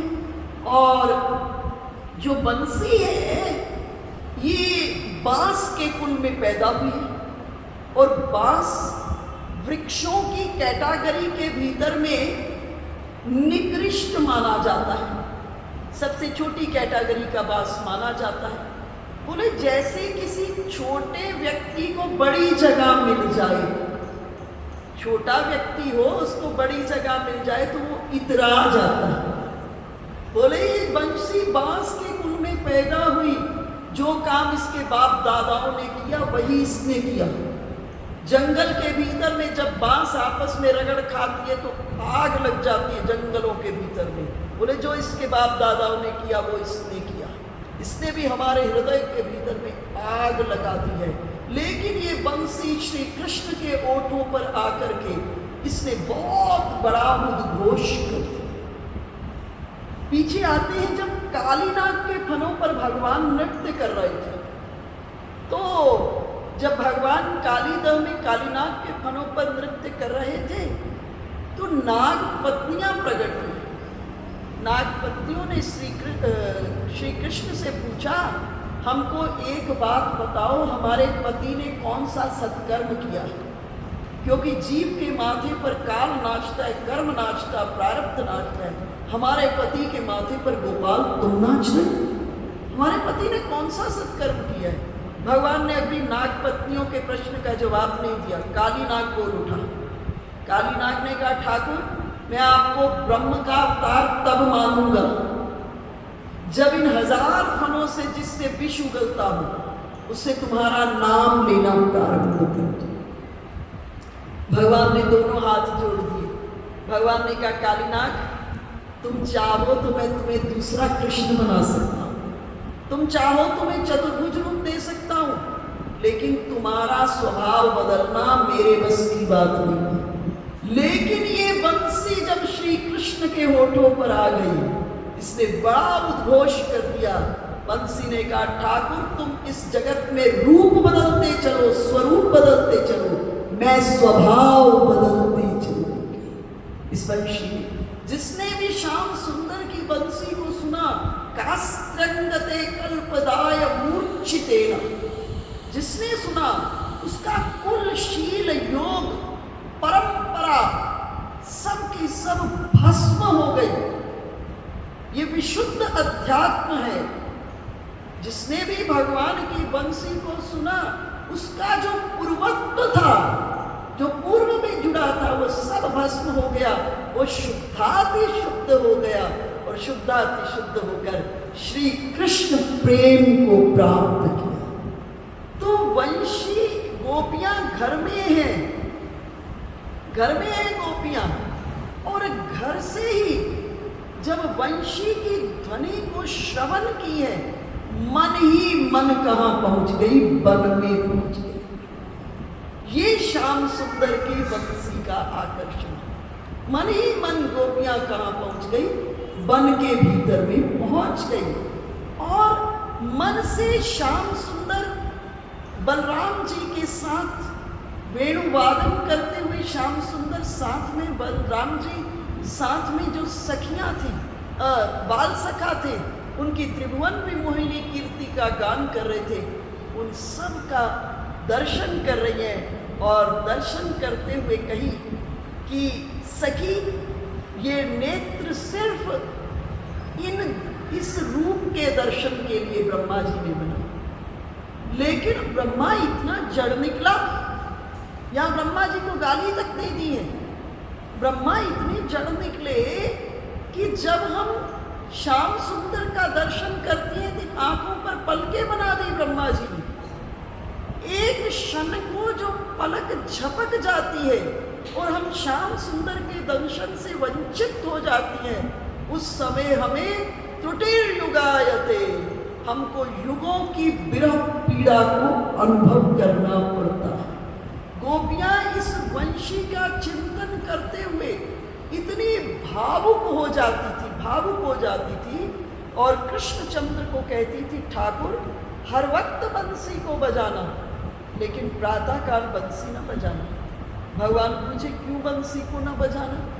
गोपियों ने कहा, ठाकुर प्रातःकाल हमारे सास ससुर पति पुत्रों के लिए हम भोजन बना रही होती हैं, और जब हम भोजन बना रही होती हैं उस समय आप वेणुवादन करते हो, तो चूल्हे में लगी हुई जो लकड़ियां हैं उनमें से रस चूहाने लगता है, आग बुझ जाती है, हमारे पति पुत्र सास ससुर सब भूखे रह जाते हैं। अर्थात भगवान श्री कृष्ण की बंसी का सम्मोहन क्या है कि सूखी लकड़ियों में से रस चूहाने लग जाता है।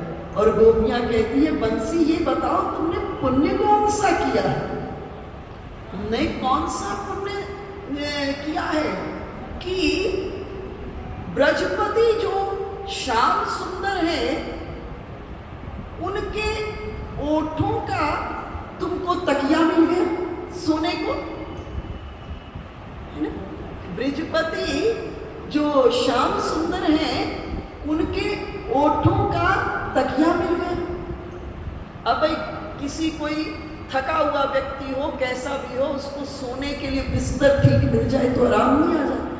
तो गोपियां कहती, देखो बिस्तर तुमको कितना सुंदर, ठाकुर जी के अधरों का तुमको तकिया मिल गया, बिस्तर मिल गया।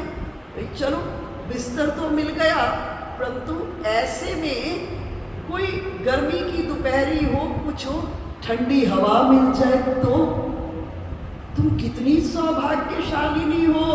श्याम सुंदर जब वेणुवादन करके अपनी श्वासों से इसके भीतर में हवा भरते हैं तो देखो तुम्हें कितनी शीतल आनंद करने वाली वायु की प्राप्ति। अब सुंदर बिस्तर भी मिल जाए और सुंदर हवा भी मिल जाए और कोई इसमें पांव दबाने वाला भी मिल जाए तो कितना आनंद। और बोले देखो ब्रजपति श्याम सुंदर जब बंसी को बजाते हुए अपनी अंगुलियों से छेड़ते हैं तो चरण भी तुम्हारे दबा रहे, और इतने में भी तुमको चैन नहीं आती और तुमको नींद नहीं आती है। बांसुरी को गोपियां उलाहना दे रही है। तो वेणुवादन के माध्यम से भगवान ने क्या किया, अपने प्रति के मिलन की उत्कंठा को, इसको पूर्व राग करते हैं, उसको जगा दिया, क्योंकि भगवान को अभी रास करनी है। और उसके बाद भगवान ने क्या किया, चीरहरण लीला के माध्यम से, चीरहरण लीला के माध्यम से देहाध्यास के बंधनों से मुक्त कर दे। क्योंकि रास लीला श्रीमद् भागवत का फल है। जो जीव देहाध्यास के बंधनों से मुक्त हो गया है, उस जीव का श्री कृष्ण के 5 प्राणों के साथ जो विलास है, उल्लास है, उसका नाम रास है, उसका नाम रास है। तो फिर चीरहरण लीला के माध्यम से क्या किया? हाँ, बैठ जाइए, बैठ जाइए। जो नीचे नहीं बैठ सकते कुर्सी पर बैठ जाइए, बैठ जाइए। तो चीरहरण, बैठिए बैठिए बैठिए। बोलिए कृष्णचंद्र भगवान की। बैठिए बैठिए। एक भजन। बोलिए सदानंद भगवान की।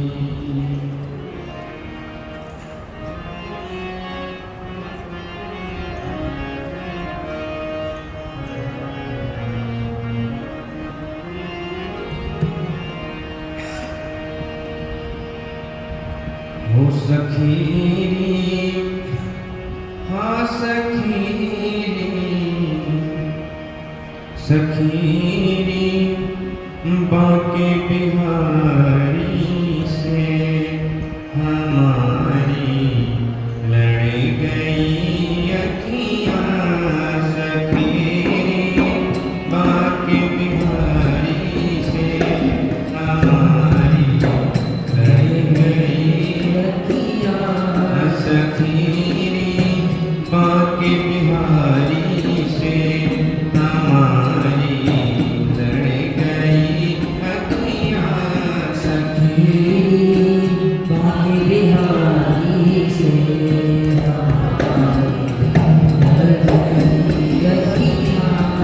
बचाई बचाई बचाई थी बहुत लेकिन बचाई थी बहुत लेकिन निगोड़ी लड़ गई अखियाँ।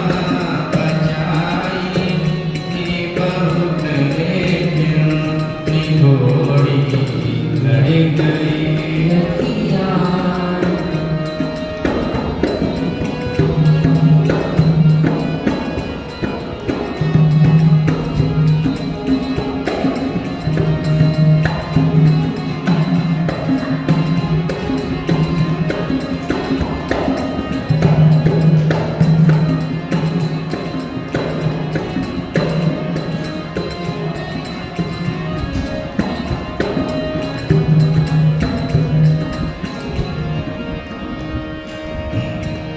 न जाने क्या किया जादू ये तकती रह गई अखियाँ। न जाने क्या किया जादू ये तकती रह गई अखियाँ। न जाने क्या किया जादू ये तकती रह गई अखियाँ। न जाने क्या किया जादू ये तकती रह गई अखियाँ। चमकती चमकती चमकती हाय बरछी सी।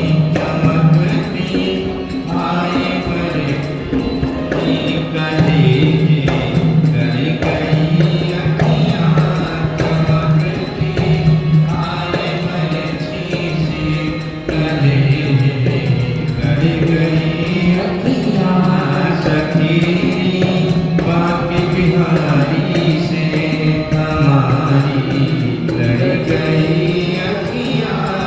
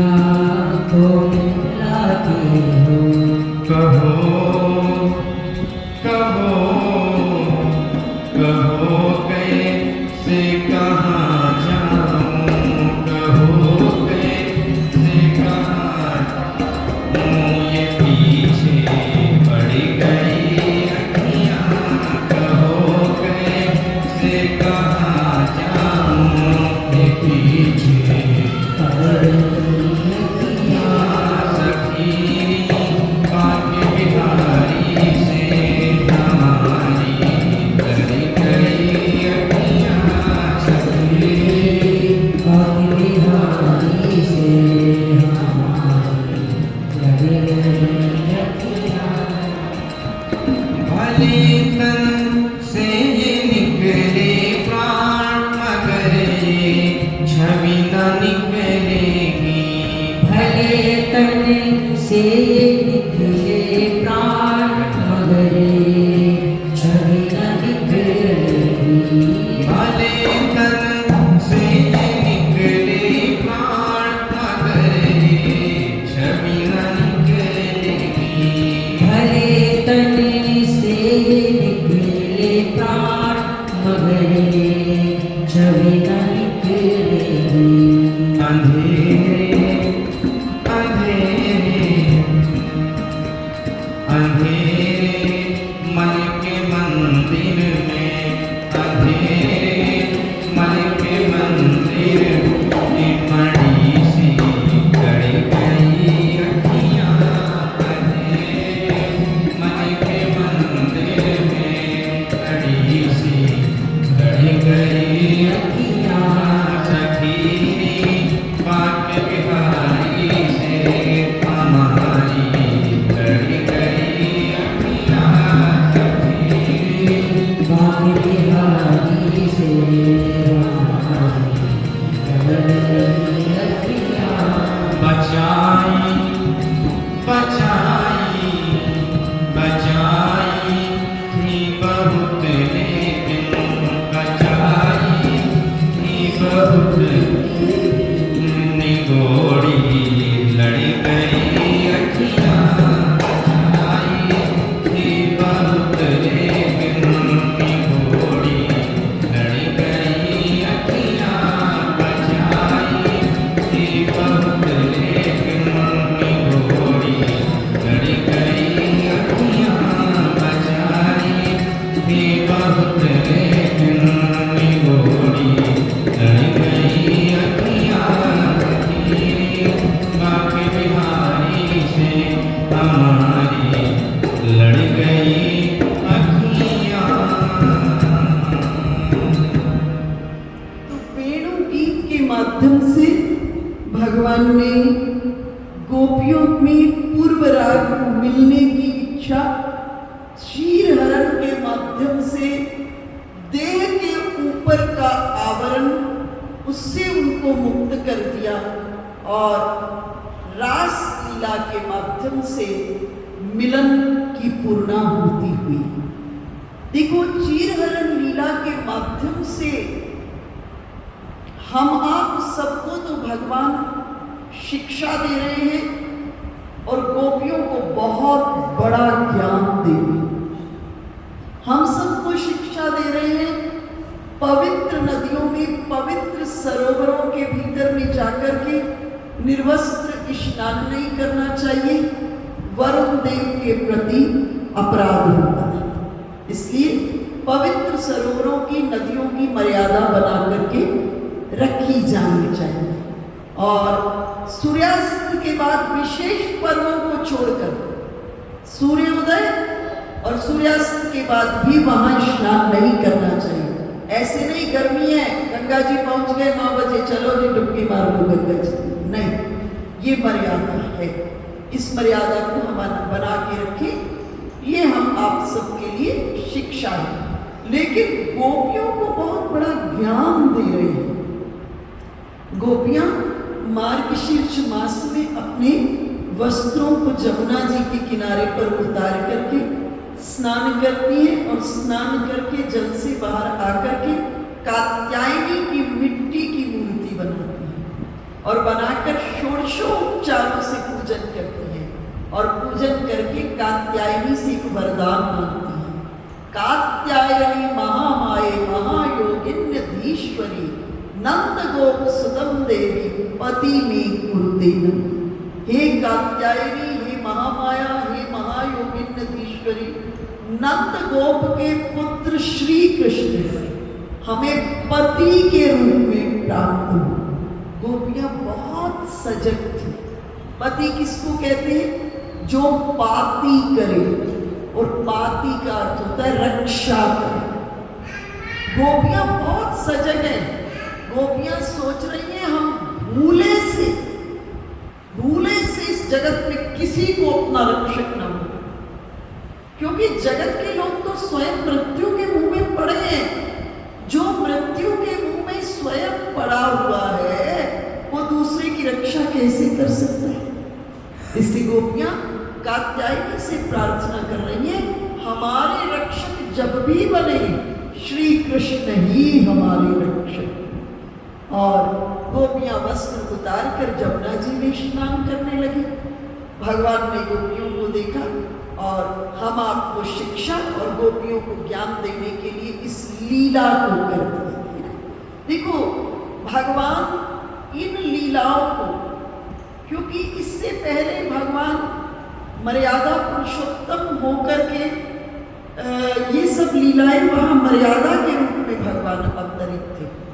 गोचारण की लीला प्रभु नहीं कर पाए, वत्सचारण की लीला नहीं हो पाई, अन्य भगवान की लीलाएं नहीं हो गई, तो वो सब कृष्ण अवतार में उसकी संपूर्णता हुई। तो भगवान ने आए, गोपियां स्नान करने के लिए प्रवेश की जल में। भगवान आए, गोपियों के वस्त्रों को उठाकर किनारे पर जमुना के तमाल के वन वृक्ष के ऊपर में जाकर के बैठे। गोपियों ने स्नान किया, वस्त्र खोजने लगी, कहीं वस्त्र नहीं दिखाई दिया, दृष्टि ऊपर गई। कृष्णचंद्र उनके वस्त्रों की पोटली बनाकर बैठे थे। भगवान से अनुनय विनय की, हमें हमारे वस्त्र दे दो। भगवान ने कहा, गोपियों जल्द से बाहर आओ, मुझे पंचांग प्रणाम करो, फिर तुम्हें वस्त्र दूंगा। गोपियों ने कहा, देख नहीं रहे हो श्याम सुंदर, हम निर्वस्त्रा हैं, जल से कैसे बाहर आए? ऐसा करें, आप हमें हमारे वस्त्र दें, हम वस्त्र धारण करके जल से बाहर आकर वस्त्र धारण करके आपको प्रणाम करेंगे। भगवान इस जगह गोपियों को बहुत बड़ा ज्ञान दिया। भगवान ने कहा, गोपियों तुमने मुझे सीमा में बांध दिया है। सुनो, मैं सीमा में नहीं बंधा। जिस जल के तुम संपर्क में हो वो जल मेरा ही रूप है। हमने भगवान को सीमा में बांध दिया। माथे पर मोर पंख, गले में गुंजावतंश, वैजयंती की माला, कटी पर पीताम्बरी, अधरों पर बंसी, ऐसे ही कृष्ण। श्री कृष्ण नहीं सीमा में बंधे, सीमा में हम आप बंधे हुए हैं। भगवान कहीं मेरा जल रूप है, और इस जल रूप के संपर्क में तुम्हें संकोच नहीं। और गोपियों में अभी ये भाव था, देह के बंधन में थी, उनके भीतर में ये भाव था, हम अब नारी हैं, हम नारी हैं। कैसे जल से बाहर आकर के? तो भगवान ने एक बड़ा सुंदर बात कही है, मेरे पास जब भी आना तो अपना पन भुला के आना। मेरे पास जब भी आना, अपना पन भुला के आना।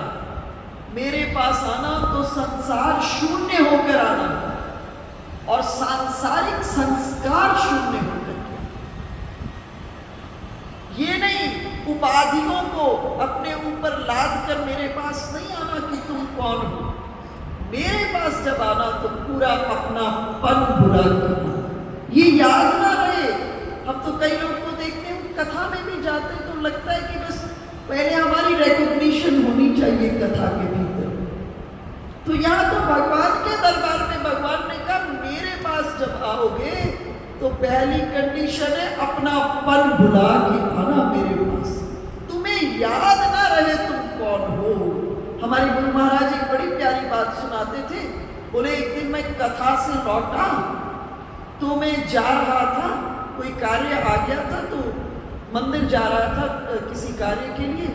तो मैं जा रहा था तो मार्ग में करण सिंह जम्मू कश्मीर के जो रहे, तो उनकी माता जी जा रही थी।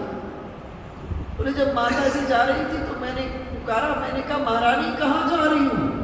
बोले हम पर इतना गुस्सा हुई, इतना चिल्लाई, बोली बड़ी मुश्किल से भूली थी महारानी हूँ, फिर याद दिलाने के लिए आ गए हो।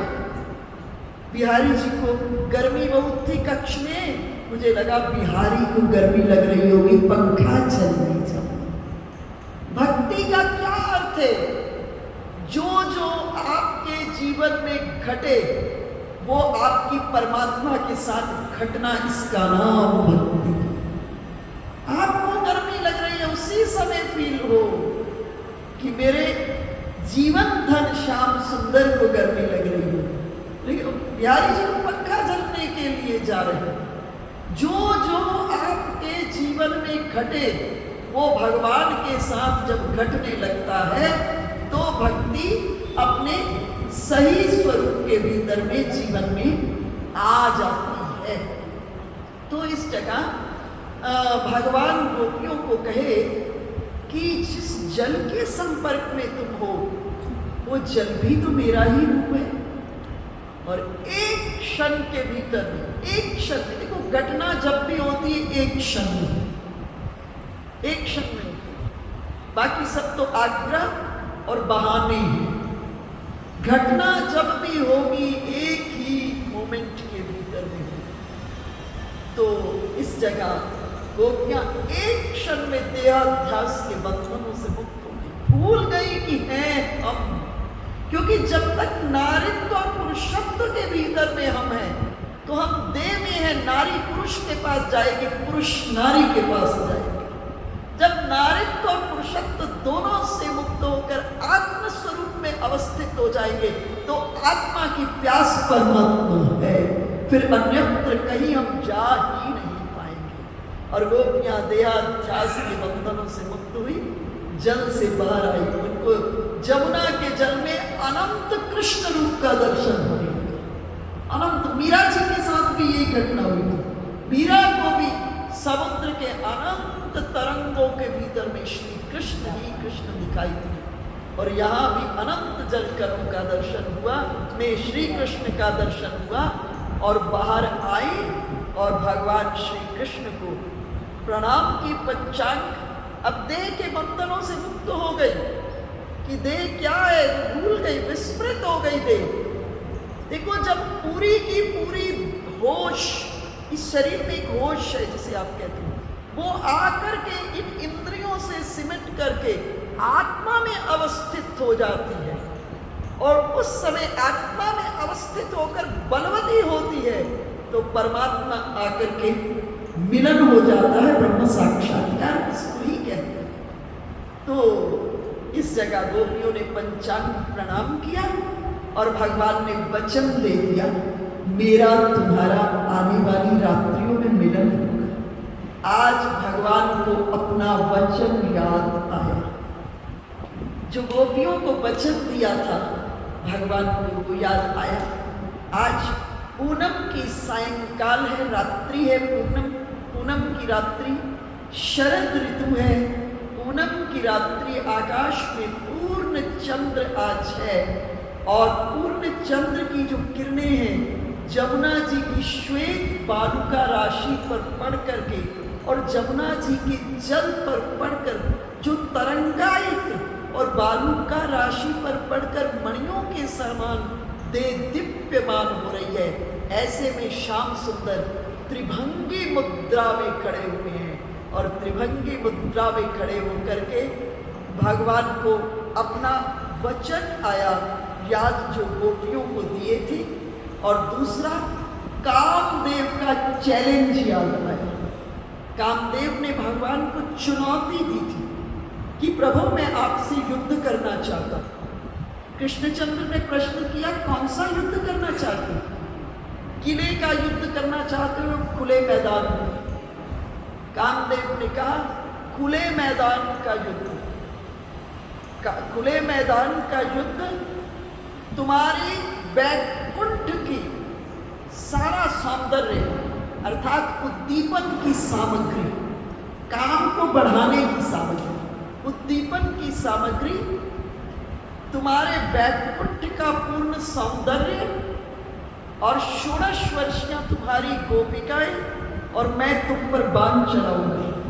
भगवान ने कहा हार जीत का फैसला कैसे होगा? कामदेव ने कहा मैं बाण चलाऊंगा और मेरे बाण आपको लग जाएंगे तो आप मुझे सर्व पूज्य घोषित कर देना। भगवान ने कहा कामदेव अगर हार गए तो, कामदेव बहुत चालाक था। कामदेव ने कहा प्रभु अगर हार गया तो आपकी शरण में आ जाऊंगा, आप मुझे अपना बेटा बना देना। आज भगवान को अपना वचन याद आया, गोपियों को दिया हुआ, और कामदेव की चुनौती याद आई। और जमुना के किनारे पर श्याम सुंदर त्रिभंगी मुद्रा में खड़े हुए हैं और आज श्याम सुंदर ने अपने भीतर मन को प्रकट किया, क्योंकि ये रस ग्रहण करने की लीला है और रस ग्रहण करने के लिए मन की आवश्यकता है। इसलिए भगवान अपि तारात्रि शरदोत्फुल्ल मल्लिका, शरद ऋतु, जमुना का किनारा, अखिल कोटि ब्रह्मांड नायक परात्पर ब्रह्म कृष्ण चंद्र त्रिभंगी मुद्रा के भीतर में खड़े हुए हैं।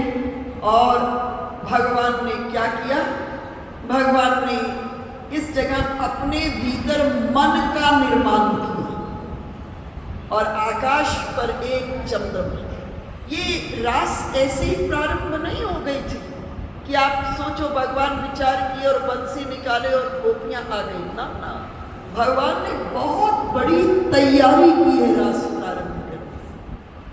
भगवान ने जमुना के किनारे पर अपने वैकुंठ के सौंदर्य को लाकर सजा दिया कि एक बार गोपी आए तो फिर वो पुनः इधर से वापस लौट ना पाए सौंदर्य। और इस समय आकाश के भीतर में चंद्रमा, दो चंद्रमा है आज। एक चंद्रमा श्री कृष्ण के मन में और एक चंद्रमा आकाश में। भगवान ने जब अपने भीतर में मन का निर्माण किया ना, तो उस समय चंद्रमा जो है वो मन के देवता है। चंद्रमा को लगा आज मुझे बहती गंगा में स्नान करने का सौभाग्य प्राप्त हुआ। चंद्रमा मन की देवता है। चंद्रमा के कारण ही हमारा मन सदा एक सा नहीं रहता है, हमारे मन में परिवर्तन होता रहता है। पूर्णिमा और अमावस्या दो तिथियां ऐसी हैं जिसमें हमारे मन में बहुत परिवर्तन होता है। और आप देखिए कितना परिवर्तन होता है। समुद्र का जल पूर्ण चंद्रमा में मीलों ऊपर उछल जाता है, समुद्र का इतना प्रभावित करता है। तो चंद्रमा ने देखा आज भगवान के भीतर में मन का निर्माण हुआ। चंद्रमा को लगा कि आज मुझे बहती गंगा में स्नान करने का मौका होगा। चंद्रमा श्री कृष्ण के मन में प्रवेश कर गया। एक चंद्रमा श्री कृष्ण के मन में और एक चंद्रमा आकाश में। और आज ये चंद्रमा कैसा है? बोल रहे तदो डुराजा ककुभा करैर्मुखम प्राच्या विलिम्पन्न अरुणेन शंतमयी सचर्शनीनाम मुद्गाच्युतो व्रजन प्रिय प्रियाया इव दिग्दर्शनम। बोले आज ये चंद्रमा कैसा है? दृष्ट्वा कुमुदवंतम अखंड मंडलम रमाननाभम नवकुंकुमारुणम वनम च तत्कोमल गोभिरंजितम जगौ कलम्बाम दृशाम मनोहरम। आज ये चंद्रमा कैसा था? बोले ये अखंड मंडल। चंद्रमा में दोनों चीजें होती हैं, विष भी होता है और अमृत भी होता है। और बरस में एक ही पूनम की रात है, शरद पूर्णिमा, जिसमें चंद्रमा अपने सारे विष को त्याग करके केवल अमृत को लेकर के प्रकट होता है। इसीलिए शरद पूर्णिमा की रात्रि में आप खीर इत्यादि बनाकर अपने घर में चंद्रमा की किरणों में रखते हैं। यूं चंद्रमा में दोनों चीजें हैं, विष भी है, चंद्रमा में अमृत भी है। लेकिन बरस में एक ही पूर्णिमा है जब चंद्रमा अपने विष को त्याग करके केवल अमृत को लेकर प्रकट होता है। क्यों? क्योंकि चंद्रमा जान रहा है आज मुझे मेरे ठाकुर देखेंगे, और अगर मुझ में विष हुआ तो प्रभु को बड़ा कष्ट होगा, पीड़ा होगा। इसलिए कैसे है? अखंड मंडल। उसके बाद रमाननाभम। रमाननाभम का अर्थ होता है रमा की आभा, अर्थात लक्ष्मी जी का सौंदर्य लेकर प्रकट। यूं लग रहा है चंद्रमा की पत्नी जो इंदु पत्नी प्राची है, प्राची ने उनके मुख के ऊपर में गुलाल रमा की आभा लेकर चंद्रमा प्रकट हुआ है। और चंद्रमा ने प्रकट होकर के पूरे वन को अपनी शीतल किरणों से, रस से सराबोर कर दिया, शीतल किरणों से। और चंद्रमा भगवान के मन में प्रवेश कर गए। भगवान ने अभी तक चंद्रमा को नहीं देखा था। जब अब चंद्रमा भगवान के मन में प्रवेश कर गए और प्रवेश करके कहे प्रभु आज हम पुराने संबंधों को लेकर आपके पास नहीं आए। भगवान के चंद्रमा के साथ बहुत संबंध है। अत्रि ऋषि के पुत्र होने के कारण भगवान के पूज्य हैं। भगवान का अवतार चंद्रवंश में हुआ है, इसलिए भगवान के पूर्वज होने के कारण भी पूज्य है। लेकिन चंद्रमा ने कहा प्रभु आज हम पुराने संबंध नहीं लेके आए, आज हम नए संबंध को लेकर आए हैं। आज हम आपके साले होकर आए। क्यों? क्योंकि लक्ष्मी और चंद्रमा दोनों समुद्र से प्रकट हुए। समुद्र से प्रकट होने के कारण भाई बहन हैं। और कहे कि आज हम आपके साले होकर के आ रहे हैं। और चंद्रमा ने शीतल किरणों से पूरे वन को रस से सराबोर कर दिया। भगवान की दृष्टि अब चंद्रमा पर पड़ी और भगवान विचार किए जब चंद्रमा रस बरसाने में उतारू हो गया है तो मुझे भी रस बरसाना चाहिए। अब कृष्णचंद्र अपने फेटे से बंसी को निकाले, अधरों पर रखे और रखकर काम के बीज मंत्र क्लीम को गुंजरित करने लगे। जगऊ कलम वाम दृशाम मनोहरम। भगवान की बंसी से आज कौन सा स्वर निकला? भगवान की बंसी से आज स्वर निकला क्लीम। और रासलीला को प्रारंभ करने से पहले भगवान ने गोपियों पर दो बहुत बड़ी कृपा की। एक तो कामदेव को ब्रज के आकाश में स्तब्ध कर दिया और दूसरा गोपियों के मन को चुरा लिया। भगवान विचार किए अगर इनके पास मन रहा तो मन की संतान कौन है? मनोज। भगवान विचार किए इनके पास मन रहा तो रासलीला के बाद विचार करेंगे, पुण्य हुआ पाप हुआ। इसलिए भगवान ने मन को प्रथम ही चुरा लिया। रस गोपियों के पास मन नहीं रहा। अब गोपियों का मन का कंट्रोल किसके पास था? श्री कृष्ण के पास। देखो हम संतों के पास जाते हैं, गुरुजनों के पास जाते हैं तो क्या करते? दंडवत प्रणाम। इसका क्या अर्थ है? इसका अर्थ है कि प्रभु हम अपने आप को दंड के रूप में आपके चरणों में समर्पित कर रहे हैं। दंड अर्थात लाठी के रूप में। और लाठी की अपनी मर्जी नहीं होती। किसकी मर्जी होती? जिसके हाथ में लाठी होती। आज हम अपनी बुद्धि को, अपने मन को आपके चरणों में समर्पित कर रहे हैं। आज से हम अपनी बुद्धि से संचालित नहीं होंगे, आज से हम आपकी बुद्धि से संचालित होंगे। कृष्णचंद्र श्रीमद् भगवत गीता में स्पष्ट कहते हैं मयि एव मना आधत्सु मयि बुद्धिं निवेशय निविशिष्यसि मय्येव अतः ऊर्ध्वं न संशय। भगवान ने कहा तुम अपनी बुद्धि और मन को मुझ में निवेश कर दो, इन्वेस्ट कर दो। जैसे शेयर मार्केट में और अन्य प्रॉफिटेबल बिजनेस में रुपया इन्वेस्ट करते हो, लगा देते हो। भगवान ने कहा अपनी बुद्धि और मन को अपने पास मत छोड़ो, इनको मुझ में इन्वेस्ट कर दो, निवेश कर दो। और जीव ने कहा निवेश कर देंगे तो मिलेगा क्या? भगवान ने कहा निविशिष्य तिष्ठसि मय्येव अतः ऊर्ध्वं न संशय।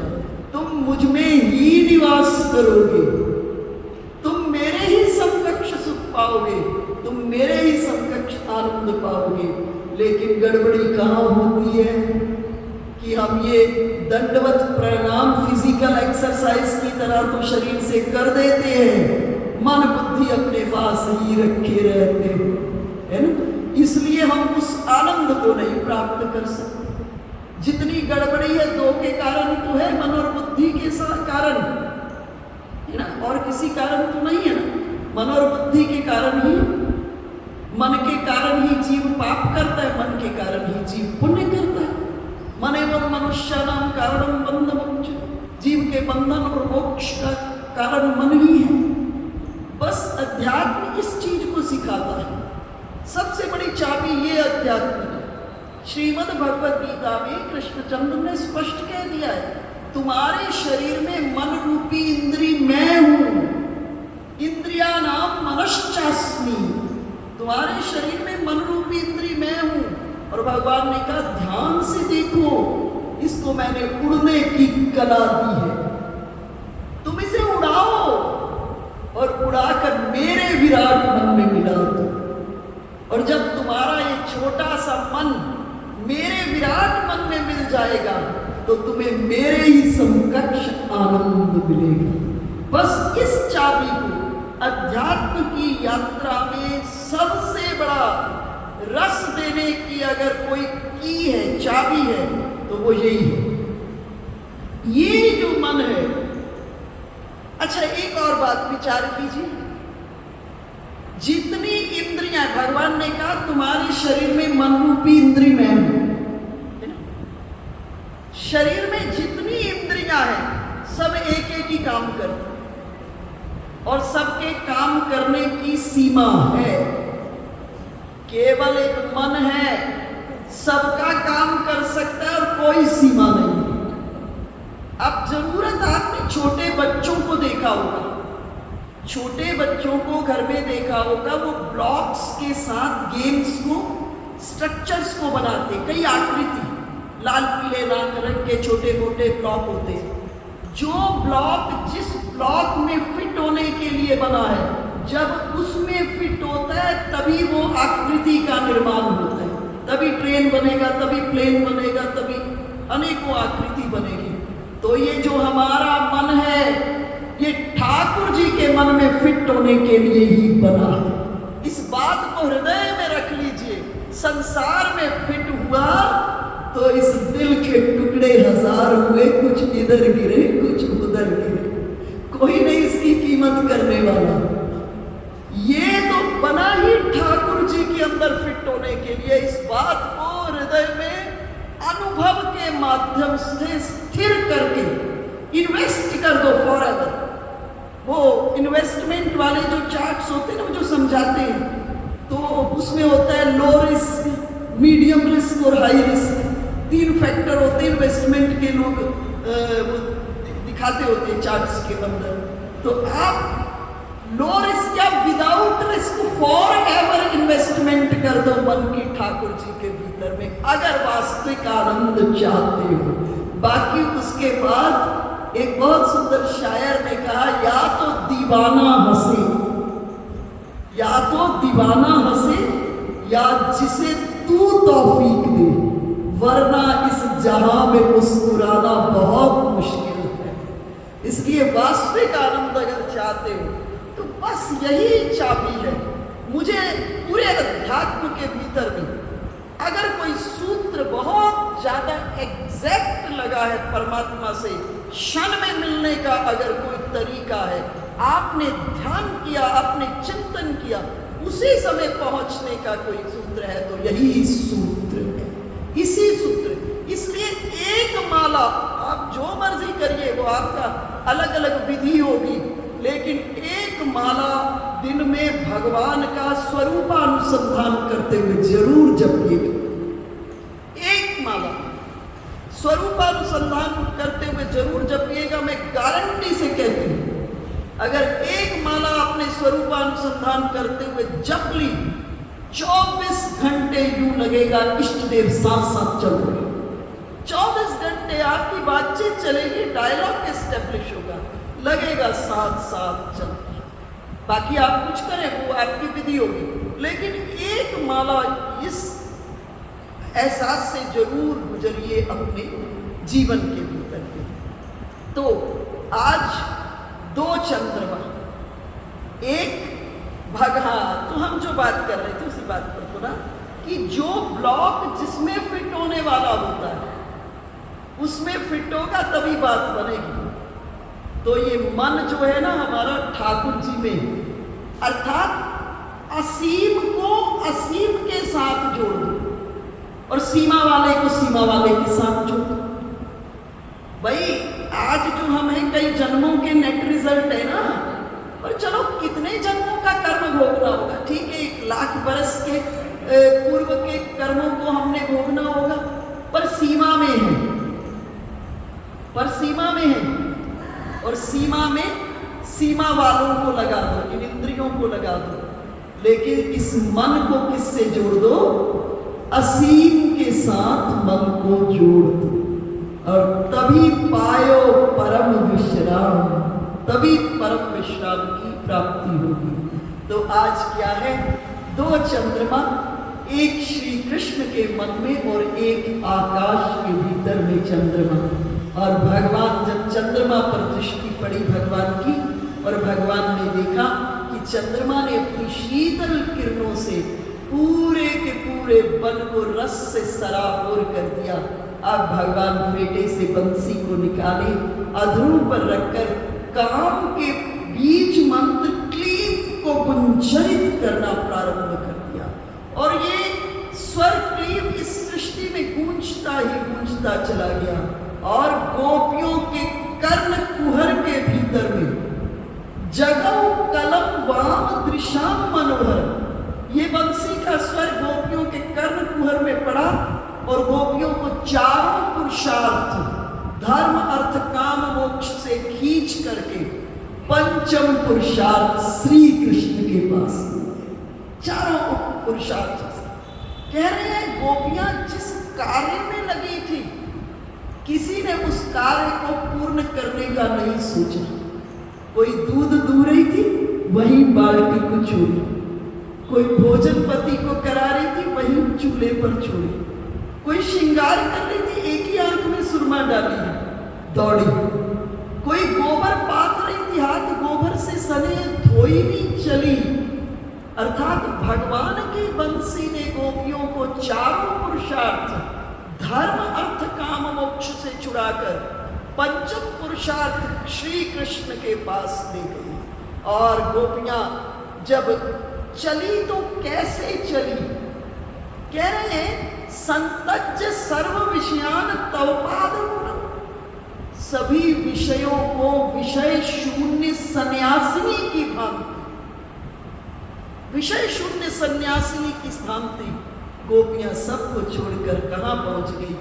मध्य रात्रि में श्री कृष्ण के पास। और अब भगवान ने गोपियों की परीक्षा प्रारंभ कर दी, और गोपियों से पूछा, इस मध्य रात्रि में क्या करने आ गई हो? गोपियों ने कहा, ठाकुर अभी तो बंसी बजा करके हमको बुलाया। भगवान ने कहा, बंसी हमने अपने आनंद के लिए बजाई थी, तुम क्यों आ गई? चलो आ गई हो तो अब वन की शोभा निहारो और जल्दी वापस लौट जाओ। तुम्हारे पति पुत्र सास ससुर सब व्याकुल हो रहे होंगे, तुम्हारे पति पुत्र सास ससुर सब व्याकुल हो रहे होंगे। और गोपियां पक्की खिलाड़ी थी। गोपियों ने कहा, प्रभु ऐसा मत कहिए, ऐसा कहकर आप अपनी महिमा को कलंकित कर रहे हैं। रात्रि 2 प्रकार की होती है, एक सूर्य की अनुपस्थिति से उत्पन्न रात्रि और एक ज्ञान की अनुपस्थिति से उत्पन्न रात्रि। लेकिन जहां आप हैं वहां ये दोनों रात्रियां नहीं हैं, इसलिए ऐसा कहकर अपनी महिमा को कलंकित मत करो। भगवान ने इस जगह बहुत बड़े नारी धर्म का वर्णन किया।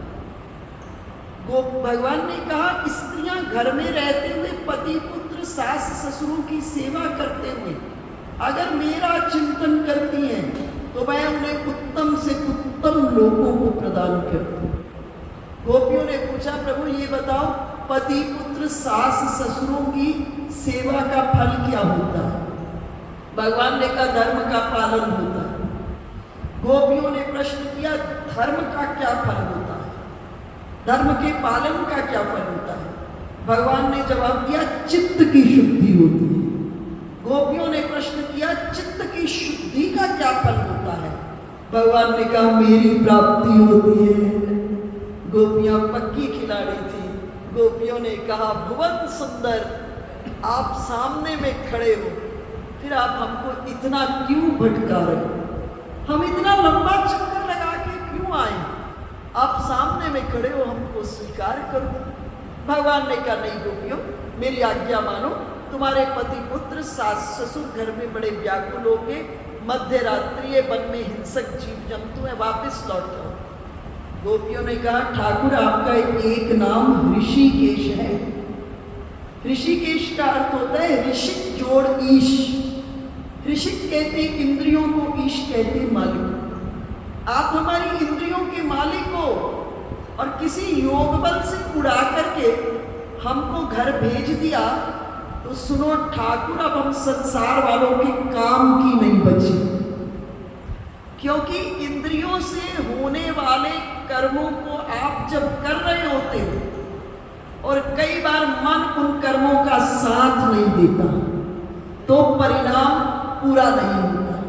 कई बार आपने देखा, आप कोई किताब पढ़ने लगते हो, 8 से 4 पेज पढ़ जाते हो, लेकिन मन अगर सपोर्ट नहीं कर रहा है तो सोचते हो क्या पढ़ा था।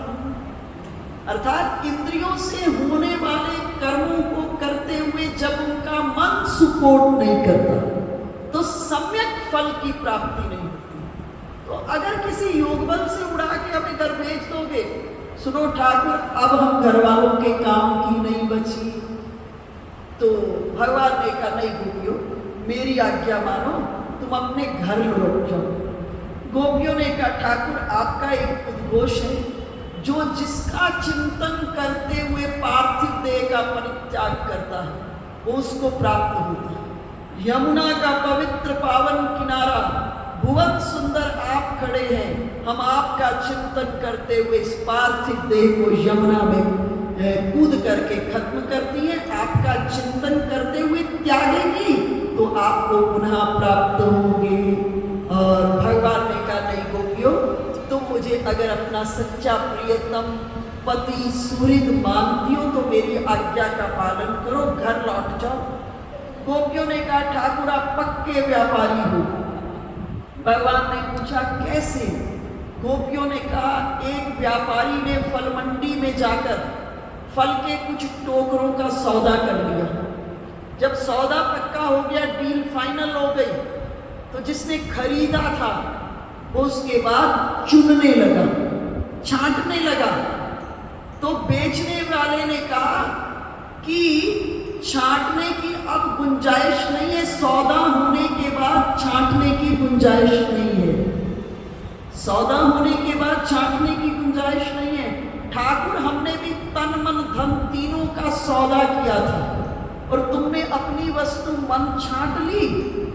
सुनो ठाकुर, सौदा होने के बाद छांटने की गुंजाइश नहीं।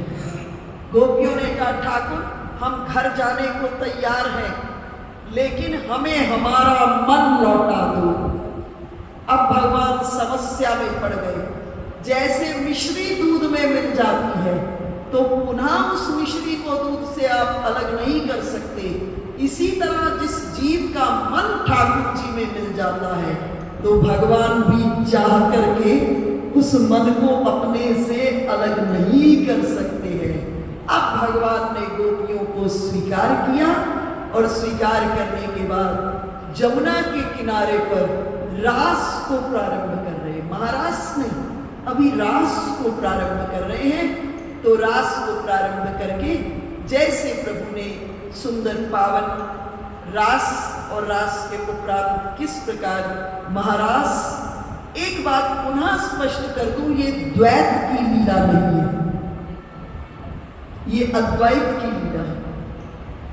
श्री कृष्ण ही अपने रस का पान करने के लिए दो रूपों में प्रकट हो जाते हैं। श्री कृष्ण ही राधा रूप में प्रकट हो जाते हैं। ये जो असंख्य गोपियां हैं, जैसे समुद्र के भीतर में असंख्य तरंगे हैं, तो ये अद्वैत की लीला है। और इस अद्वैत की लीला को हम हृदयांगम अगर ठीक से कर लिए, इसको यूं समझिए कि किसी का एक बड़ा घर और उस बड़े घर का एक कॉरिडोर, और वो व्यक्ति उस कॉरिडोर में कई कमरे हैं दोनों तरफ, तो उस कॉरिडोर से गुजरते हुए उसे एक कमरे में से ना बड़ी बातें सुनाई दे रही हैं। लग रहा है एक स्त्री पुरुष आपस में प्रेम की चर्चा कर रहे हैं। तो उस व्यक्ति को लगा कि ये तो बड़ा गलत हो रहा है, कमरे के भीतर में स्त्री पुरुष इस प्रकार से प्रेम की चर्चा कर रहे हैं। और एक और व्यक्ति आ गए, उनसे उन्होंने चर्चा की, तो दरवाजा को खटखटाया, तो अंदर वाले व्यक्ति ने कहा, दरवाजा को खटखटाया तो अंदर वाले व्यक्ति ने कहा भीतर चले आओ। बड़ा उसे सब आश्चर्य हुआ कि सांकल भी नहीं लगाई है इन्होंने, इस प्रकार की बातें कर रहे हैं, प्रेम से भरी हुई, कोई मर्यादा की बात नहीं, और किस प्रकार से बात कर रहे हैं। बोले आ जाओ भीतर चले आओ। तो जब वो भीतर प्रवेश किए तो देखा वहां तो एक ही है। उन्होंने कहा दूसरी कहाँ है? एक पुरुष को देखा, पूछा दूसरी कहाँ है? बोले दूसरा कौन है? बोले नहीं, अभी तुम बातचीत कर रहे थे, हमने सुना है, अभी अपने कान से सुना है आपको बातचीत करते हुए, बड़ी प्रेम की बातें कर रहे थे आप। कमरा खुला है, ढूंढ लो कौन है दूसरा। खूब खोजे, वहां तो कोई नहीं है। तो उसने बोला मैं एक कलाकार हूं, एक ड्रामे की रिहर्सल कर रहा हूं, उसमें स्त्री का पार्ट भी मुझे अदा करना है और पुरुष का पार्ट मुझे अदा करना है। इसको कुर्बानी के भीतर में गुरु नानक साहिब कह रहे हैं, आपे गोपी आपे काना, स्वयं ही गोपी है, स्वयं ही कृष्ण है, और आपे रास रचावे, और अपने आप ही रास को रचा रहे हैं। तो ये द्वैत की नहीं, ये अद्वैत की लीला है। और इस अद्वैत की लीला में प्रवेश करने के लिए हमको आवश्यकता किसकी है? उस गोपी तत्व में प्रवेश कर जाए। और उस गोपी तत्व में हम कैसे प्रवेश करें, इसकी चर्चा हम कल के सत्संग सत्र में करेंगे। बोलिए कृष्ण चंद्र भगवान की जय। जगत जननी जगदम्बा महारानी की जय। पवन सुत हनुमान लाला की जय। श्री राघवेंद्र सरकार की जय। श्री वृंदावन धाम की जय। गिरिराज भगवान की जय। 84 कोस ब्रह्मंडल धाम की जय। जब उस अद्वैत का हम अनुभव करेंगे तो हम उस एहसास से गुजरेंगे, उस एहसास से गुजरेंगे कि केवल वही है। ये जो एक अपनी खुदी का पर्दा आ गया है, अपनी खुदी का जो पर्दा आ गया है, इसलिए उस स्वरूप का हमें आस्वादन। तो थोड़ा सा नाम संकीर्तन या एक सुंदर भजन आप गा लीजिए और उसके बाद